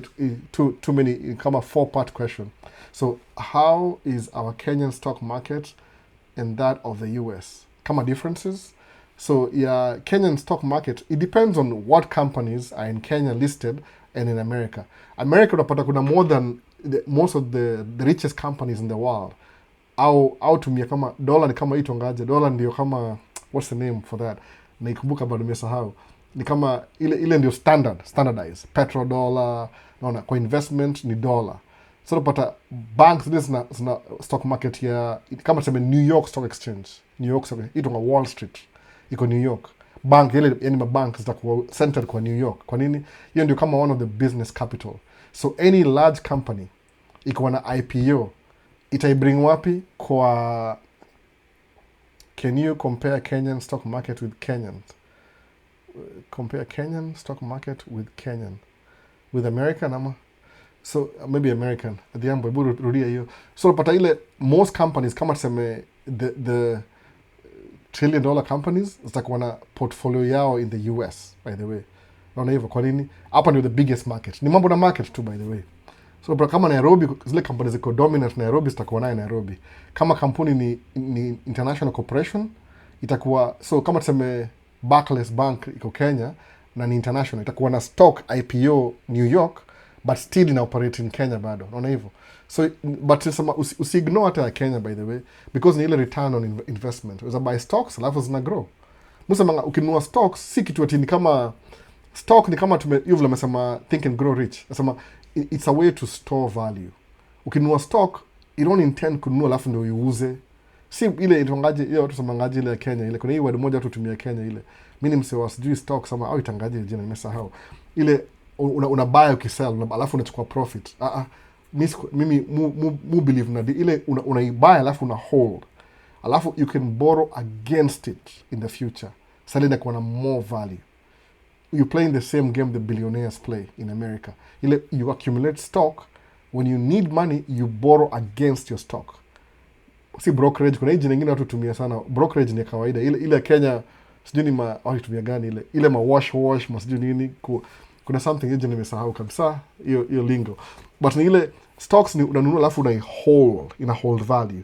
Forex, I think ni Forex traders. Yani unapikia mtu unamuuzia alafu unachukua commission. Siongejwa hiyo forex, naongejwa ile kama sio Apple stock. Sawa? Unaangalia Apple stock ndio kama Nvidia, ndio mambo ya AI na processor. It's a company is doing well now. Sawa? Ununua stock. Unaona imekuwa 1-2 years. What's the value of my stock? Okay, supposedly ukinunua ilikuwa maybe you're making a lot of money, umeinvest a lot of money huko. Mimi naongea kitu yani big deal. Usemeaje? Unasema okay, niliinvest 1 million stocks. Itakuwa maybe see $1 million, but labda ulinvest 40,000 initially IPO ikuwa listed. Alafu after 3 years value can increase to 1 million. After 7 years it can increase to 100 million.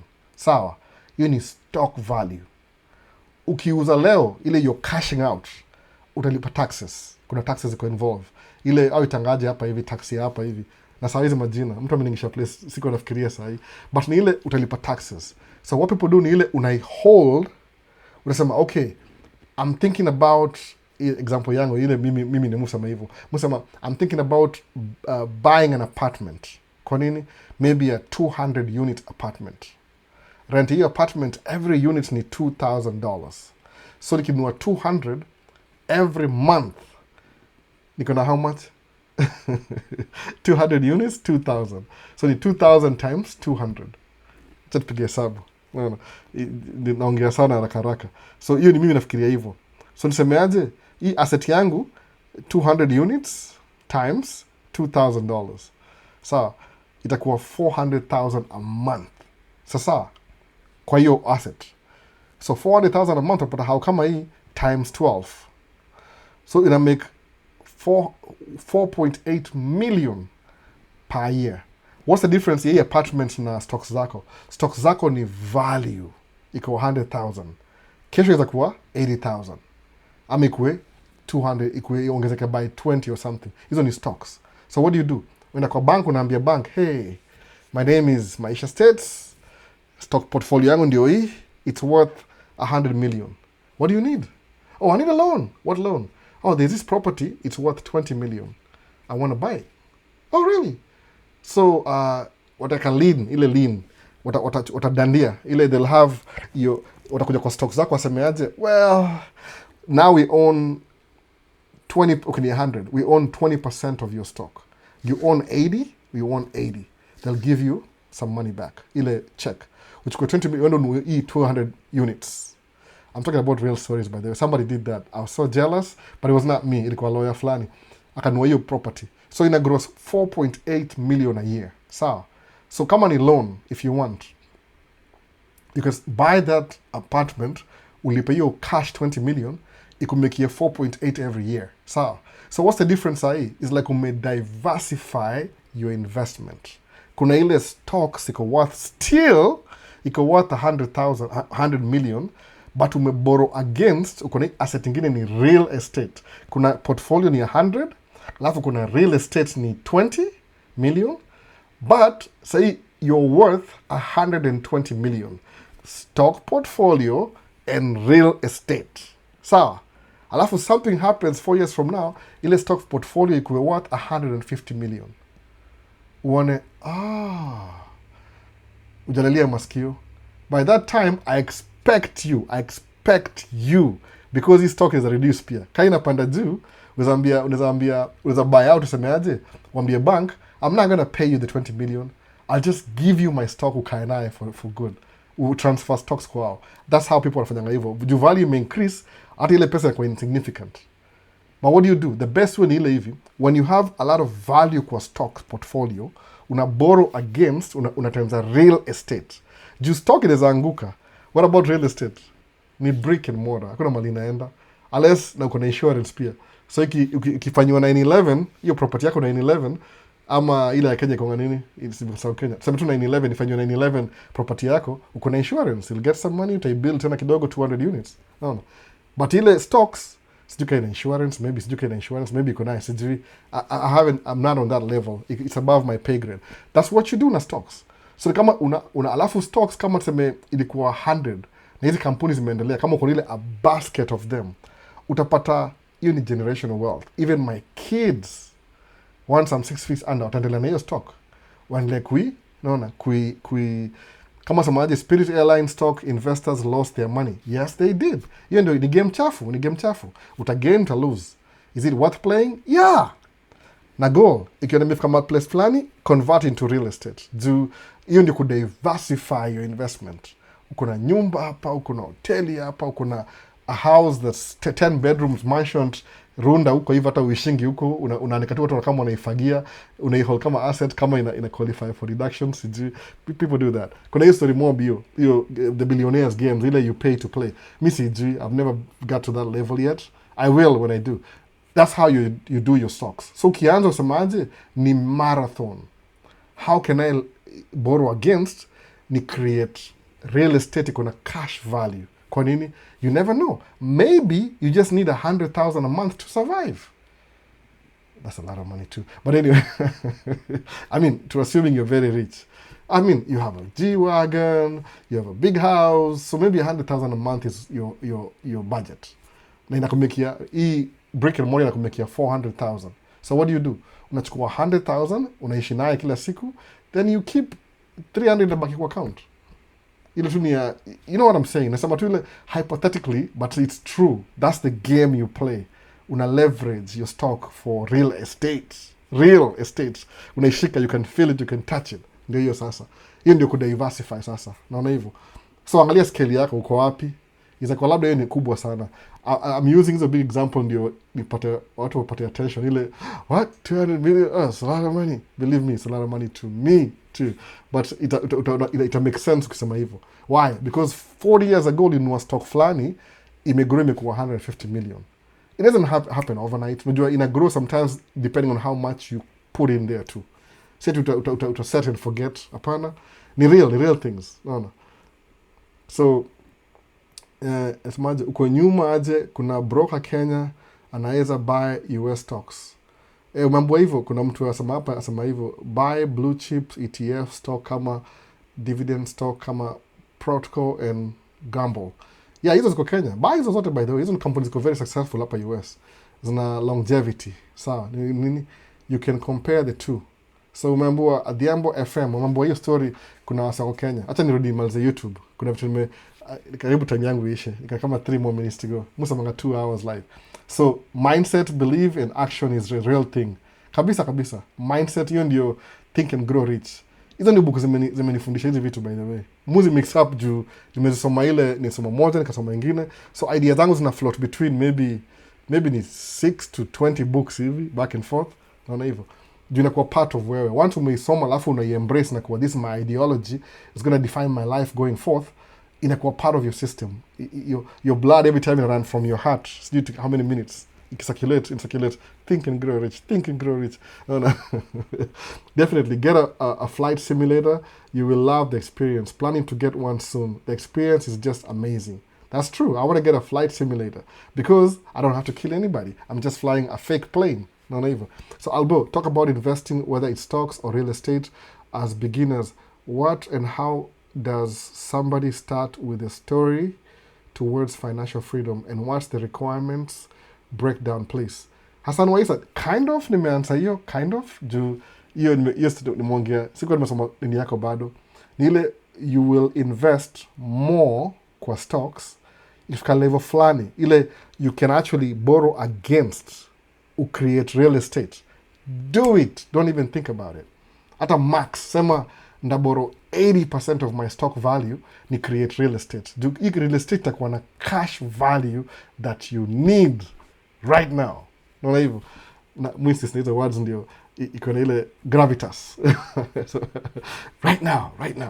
Hivyo, naona. So, kama niko na stocks zangu sema zimefika sijui 20 million. Mimi naona silali naweza borrow against 10 million. What's gonna happen? Ziki lose value before zifike 10, the bank will take them and liquidate them for themselves. Wa write off your loan yako. Do you still have the real estate? The beautiful real estate, real brick and mortar? Yes, you do. Do you still have the cash flow? Yes, you do. So, will you lose? But ukona real estate, no. Diversifying your portfolio. Don't put all your eggs in one basket. Hii kianguka kuna zingine at least 50. Something like that. If that analogy makes sense. Ni cliche, watu tumia tu, whatever, don't put your eggs in the basket. Question things. Musema question things. So now I'm curious, what does putting eggs in a basket mean? Who came up with that stupid analogy? Najiulizanga hivyo. Mwaza that stupid analogy. Alafu niangalia sema, so it's just black is thicker than water. Who came up with that?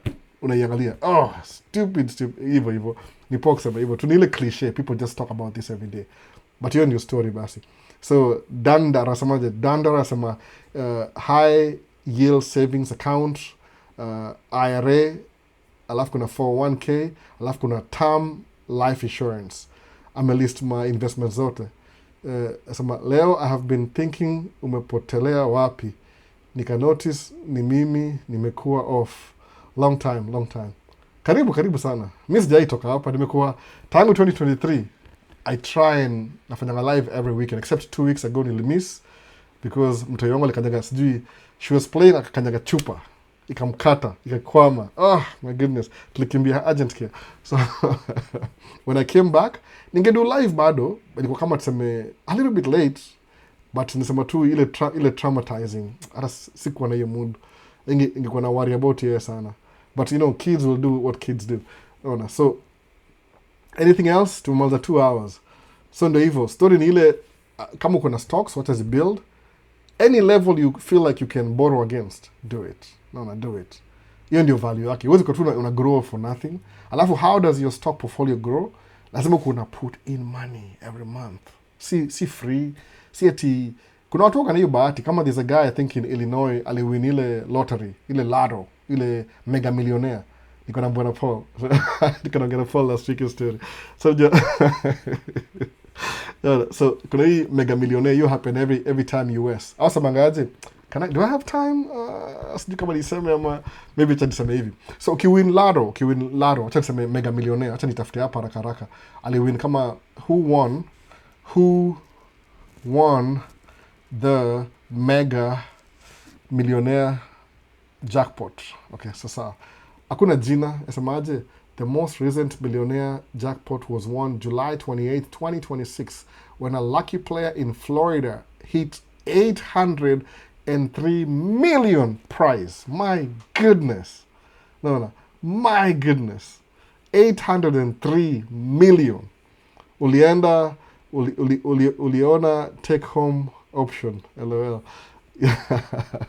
Ndio hivyo, danda. Ndio hivyo sasa hiyo take home. So imagine ati take home option ni hivi, I'm explaining all that. Ati 400 million on a 1 billion win na bado kuna tax. Hakuna noma, by the way, danda. Hakuna noma. Kuna jina yako ya TikTok, na jina yako though. Sijali. Ni hivi, ukiwin lottery, maybe ni 1 billion lottery. Kuna two options. Either utafanya hivi, utaambiwa, mimi na advice sasa leo. Ile ni somebody was talking about it. Okay, tuendelee tu step by step. Kwa ngana Paul's story. I know a little bit about that, by the way. So see, it's the FKO story. So, because this is a life-changing money. Okay, let's be honest. Nimongejua 100 million. If you get 100 million leo. Okay, hapo ni mbali. 50 million leo. That's too far. 10 million leo. like your life will never be the same. It's just period. Maybe at a 1 million. Who cares? But 400 million? 400 million. 400. Sijui. No. 400. Hata kama ni 1 billion. Because utawin 1 billion, take ni 400 million. That's life-changing money, by the way. Life-changing money. It doesn't matter what you do. Life-changing. Because ni hivi. Suppose usemeaje, albo, sichezangi the game, by the way, sichezangi za vitu. Okay, now another thing too. I can say that I never used to play the lotto because of religious reasons. But now it's like, oh, what's wrong with me? Niko millionaire kitambo sana. Wana tax kama Ruto bana. Hakuna noma. Okay, 1 billion, it depends on which state you live in. Kama ni Minnesota, win 1 billion, kuna federal tax, kuna state tax. Okay, well, maybe utabaki na 400. Kuna two options. Option number 1, I'm not supposed to answer this. Option number 1, Option number 1 ni hivi. They'll give you money every month. Option number 2, utachukua lump sum. Telling you today, advice yangu, kuna watu wangapi hapa? Watu hapa wote. Ukiwin lotto, chukua lump sum. Lipa tax. Sahau your story. No. Don't even wait for it. Sio kulipa mshahara. Hiyo ni employee attitude. Chukua 400 million and run for the hills. Don't just run for the hills. Hii ni advice, by the way. Ndaisema tu, I'm translating what the lawyer was saying. Ni hivi. When you get your winning ticket, wacha nichukue prompt. I don't have a prompt. Let's say hii ni ticket. Hii ni nini? Hizi ni wet wipes za kuclean screen. This is your lottery ticket. Sawa, lottery ticket. When you win the lotto, ndio hapa. Lotto. Hii. Ticket yako ndio hii, umeangalia namba. 0, 1, my heart attack. God. Oh my goodness. Utaita Mungu wako wote. Shall win. The first thing you do, shall win tikiti. Take a picture of you and the ticket. Piga picha. Number 1. Take a picture. Hiyo tiketi yako. Piga picha. Nimesema nini? Hii ni advice, by the way. Take a picture. Number 1. Number 2, enda kwa bank. Fungua safety deposit box. Iweke huko. Don't sign it. Just take pictures. Photocopy. Just don't sign it. Juu ukisign, what do you do? Ukisign hizi ma document kama hiyo ticket, that means wewe ndio unapata hiyo, wewe ndio beneficiary. Don't sign it. What's a blank? Then, tafuta bank. Weka kwa bank. Safety deposit box. Sawa. Stage 2. Okay, stage 1, before hata upige picha, don't tell anybody. Please, don't say nothing for 6 months. Hii ni siri utakaa naye for 6 months. So mi nikiwin leo sitawaambia for 6 months. Kwa nini? Because you might win the thing in July ama in August. The problem is, do you know when they cash out the money? November ama December. So when you multi-millionaire July, because you have a ticket, alafu kuna August, September, October, November, December. Now these are how many months? 5 months before upate hiyo pesa. So don't tell anybody. Hata wife yako, just don't tell anybody. Kaa nayo hivyo hivyo. After that, pigia lawyer. So utakuwa lawyer very specific. Utapata lawyer ule itonga estate planning lawyer. Sawa? Estate planning lawyer. Alafu wache ya kuhandlia kila kitu. Naona. Juu itakuwa very easy. Juu estate planning lawyer atafungua kampuni yako. Zile vitu mwonge hapa kila siku, by the way. The things that I talk about maybe last year, see this year, nileta hiyo story. Atakufungulia kampuni Wyoming Corporation. Alafu corporation itakuwa recipient wa hiyo pesa, si wewe. Kwa nini? It hides your identity. Juu ukisema ni wewe, unajua ile lineage ya relatives wote wale wako hapa, wako States, wako Kenya, wako sijui wapi, they will find you. Watakuwa relatives leo immediately. No. And that's not enough money to give your relatives. So the best ni ile tafuta lawyer wa estate planning. Akuhandle kila kitu, atakufungulia kampuni. So when you're receiving the money November, itabidi saa uchukue hiyo tikiti, uisign to your corporation. Ile umefungua Wyoming. Trust, ni kama trust hivi. Sawa? Kwa nini? It's gonna hide your identity. Then, huyu estate planning lawyer atakufungulia kampuni ingine number 2. Zile structure muongeze kanaongea last year. Ndio hiyo story kidogo, by the way, last year. Akufungulia structure fulani. Now a company will buy you a car, will buy you a house, will buy... Kwa nini? Because watu journalists wata hire private investigator for the first 6 months to make sure who is a person who won the lotto. No. You know, investigative journalism ni noma. Which store did you buy the ticket from? Watachukua ile kamera, wapull kamera yote kwa AI. Iran face ya kila mtu. If they find you, na uliambia mtu kama wife yako, atakuuza. And ukikuuza hivi, you'll have newspeople from every channel kwa mlango yako. Kwa nini? Because kuna kitu inaitwa the news business. The news business, they make money from viral content. Kama hujaijua, it's the same concept ya YouTube tu. Ile tu kitambo ilikuwanga iko behind curtains. Au itangaje ile jina? Gatekeeping, ilikuwa gatekeeping. Siku hizi ni universal, everybody can broadcast anything. Keep everything secret. Fungua kampuni. So by the time wanakam kujua ni wewe uliwinio pesa, maybe 2 years from now. No. Alafu sabanga, don't move out of your house, don't tell anybody, stay in your job. Don't stay in your job for too long though. Maybe after 1 month to quit. The estate planning lawyer will tell you what to do. Ndio hiyo pesa isiwahi kuwa attached kwa jina yako. Kwa nini? Itakuwa through kampuni. Because the moment inakuwa pesa yako hivi, the relatives from the woodworks, kazini ya besti ya kazini yako, ata show up, mother yako mdogo, sijui sister yake fulani, mtoto wa kambo, and they will follow you, kila mtu. Your life is in danger. So basically, what's going to happen hivi, you'll exist without existing. How many times mongeju your story? The structure that you structure your business. Kuna trust, operating company, hizo last year, iko story last year si sahi. Use an estate planning lawyer. Okay, windoka hiyo. Don't tell anybody. Don't sign the ticket. Naongeita kwa story ingine. Hii videos na exist YouTube, by the way. I'm just sharing the information. You can ambia Paul you nongeito matikiti. So unajua Paul yule mswa Dubai yule. Ndio hiyo. So that's what you do na hiyo lato. Because this is life-changing money. Okay, win 400 million and you have 400 million relatives, utabaki na $1 ama $1,000. You don't want to do that. Fungua, sababu sabangaje, hii ni myth, ni uongo. At people who win the lottery, nasema lotto, ama lottery, they get broke within 7 years. Do you know why they get broke within 7 years? That's not true.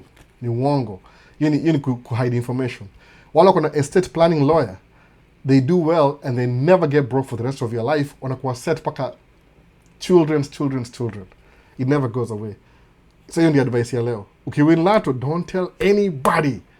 No. Hii mambo ya kushow off at Instagram sema, oh, I won the lotto. They'll find you within 1 hour. Alafu mtu akuibia hiyo tikiti. And how can you, alafu I sign. They don't care. Don't do that. No. Kuwa very careful na hiyo tikiti. Na ni kitu personal. So you want to keep it personal. Because what were news, if they get your story and they get from the horse's mouth, you will make them a lot of money. You, because they'll win lotto. They'll come and interview you for free, but they'll make a lot of money running your story. You don't a news business. Ni news business kumbuka. No hivyo. They'll pay for anything. Unasikia leo pata scandal. Ulisikia sijui nani? Alikuwa na nani? Headlines. Oh, that makes them a lot of money. No hivyo. Because inapata ma eyeballs. It goes viral. So, tumeenda extra time for your story. Na address next week vizuri by the way. Na weke ile structure. Estate planning lawyer. Doing serious money. Kuna ile difference ile when you set up your company na una do, you can set up the same structure, then you build the structure. But kama win lotto, you already have the money. You have to build the structure before you pick up the money. Unaona hiyo difference? So msisahau hiyo story. Ilikuwa very relevant. Tukadongera Paul hiyo discussion last week. Akasema, sijui ni make video. Akasema, labda naigusia man cave. But nobody asked the question until now. Imeshow up kwa nini. So don't do that. Don't tell people. If you win anything money, man, learn to zip it. Karibu nisema ile jina nyingine mbaya. So hiyo ndio story ya leo basi. So mazee, thanks for hanging out. Wacha nirudi upstairs nikaangalia watu hiyo endeleaje. I think so. 4. Pole ni mwakeep late kidogo. Maybe next time we'll try kuanza a little bit earlier. The kids are going to be in school already. So itakuwa tu stories of my homework. Preparation your story because they are moving to a different grade. Anyway, back to school. So it's a good thing though. Wanakuwa busy, naona. They get back to wamekuwa home for a long time. So samaje line kama meli ya Moshi. Ni kweli ile freight train ile ya call ile 100 utapata relatives huko unajua na exist. Maybe neighbor wako ni relative na hujaijua. Naona. So story. So acha tumalize live basi. Thanks for hanging out. Recording itakuwa kama kawaida Friday next week. They post I think. Lakini iko available as soon as possible. Kama miss anything. Hiyo ni information ya lotto. So next time kuja ulize swali ya lottery vizuri. Alafu tutai address step by step. Naona. Books, Think and Grow Rich. It's a very good book kwanza naye. Think and Grow Rich. Nisemaje? Tushafika 10K. I will be talking na list book hapa. Alafu tunapatiana. I'll send it to you by the way. Tufike tu 10K. Mal maka. I'll give away the camera. Maybe hapa juu. Ama ingine sijui ni gani. Move on kama kuna 6 cameras na on 4 wife na on 2. I think so. I'm not even sure. It's doing who's. So mix and match. Naona. Yaki takunua kama pia nanuanga tu camera anytime. Kama ile ya photography 100% yake. Lens ni zangu, body ni yake. Naona hivyo. So ni kama shareholder. Mimi ni shareholder pia. So tunageana camera. Whichever hata sitaki kujua ni gani, anything. Ula na win to discuss mwambie niko na hii na hii. What do you want? Alafu tutapatiana kama 10 prizes, 10K, 1, 2, 3, 4, 10. So kutakuwa na cash pesa hapo. We'll figure it out. So share video kwa wase. I need 200 subscribers YouTube if 10K. So if 10K, we give out a camera. After the flip side ya hiyo, after 10K YouTube, I'll be giving away books. Kama nanua Think and Grow Rich kadhaa. Tunakuwa na event, tunauza swali, ula na win, anatumia address yake na mtumia. Naona. So pia nyinyi mko indoctrinated on how to make money. Simbaya. Nimetumia jina strong. Indoctrinated. Simbaya by the way. It's a good thing. I'm indoctrinated mimi. The more think than I think. Ningetoa wapi hii idea kichwa? What do you think? Ningetoa wapi hii idea mimi peke yangu? If it's not from a book. Naona hivyo. So hiyo ndio hiyo bus story basi. Thanks a lot for hanging out once again. So channel ni gani? Inaitwa Maisha States. Kama hiyo TikTok. Maisha States YouTube. Enda make a video TikTok useme enda msubscribe kwa Maisha States Maisha States YouTube. And I need 200 subscribers. Alafu like, comment and subscribe amesema hivyo. Then ukisha subscribe ukishafika 200 ule msamedu hiyo job kuja niambia account yako nili bring wase 200. Hata waspot wakitoka shauri to discuss how to do that. Nimechoka kukaa na camera bana. Camera nimekaa nayo for a long time. It needs to go. No, it needs to get out of here. Mtu akuwe nasa mangelipata hiyo kwa Maisha States. Naona hivyo. Kama ni msee ule wa kamera kando hiyo lens, hiyo tuongee kando, hiyo ni another conversation kwa WhatsApp. Yes, yeah, hii tu ni ile nilisemanga hivyo 2023. Nifika 10k mile marker, I will give away a camera. Nishapatiana vitu before, by the way. Nishapatiana vitu before. People know, they know. Siwezi waambia, wanajua. Ile tu, thank you for your effort ya kudini. There's a guy who used to share my videos everywhere. Nilimpatia, hey, thanks manze for doing that. No. Yeye ndiye ako responsible kwa most of the subscribers kwa hii channel. Alikuwa na share kwa screen mahali. No. Anambia, "Sikuja muone msee." Ilisaidia, no. I get it. The more people in a reach, the better. But si lazima usikue kama ati ni kama usiforce vitu. Wacha iko tu natural, generic. Naona hivyo. Si lazima pia. Ni ile tu, I really want to give out your camera to the story nyingine. 10k mark. Naona. Niko na less than 200 left. Watu wa TikTok wakiamka leo, itakuwa by leo jioni. Next week tunapatia camera. Story inaisha hivyo. Sasa basi, see you in the next one basi. Ndaanza na TikTok, jioni nisumbua.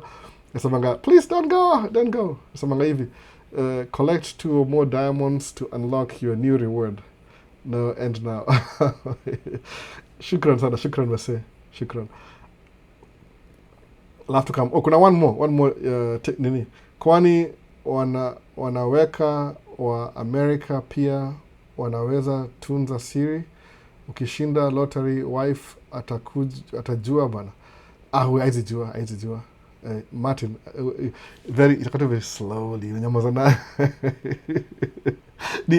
It's too risky kuambiana. That's the thing, by the way. It's too risky. So it's good to just keep it on the low.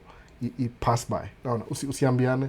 For the sake of legal safety, hizo zote hizo. Just nyamaza naye. Sema ni wewe na tikiti yako. I don't know who... The lawyer sema don't trust anybody. Kwa sababu siri yoga hivi siri. Hii ni bonus. Watu wa TikTok washatoka. Series. Ni ile... Mimi nikiwin green card katika Kenya, si kuambia mtu. Kabisa. Welcome kugundua sale na kwa embassy nishachukua visa. Hata hiyo very family pekee niko najua. Watu walijua nimecome States after nishafika hapa hivi. So for ile hii ni pesa, ni pesa ni very unsafe na tikiti. If it doesn't have your name, huwezi prove wewe ulinunua. Unaona hivyo. Tuongee story next week now. Sijali matu. So peace. See you in the next one basi. Baadaye.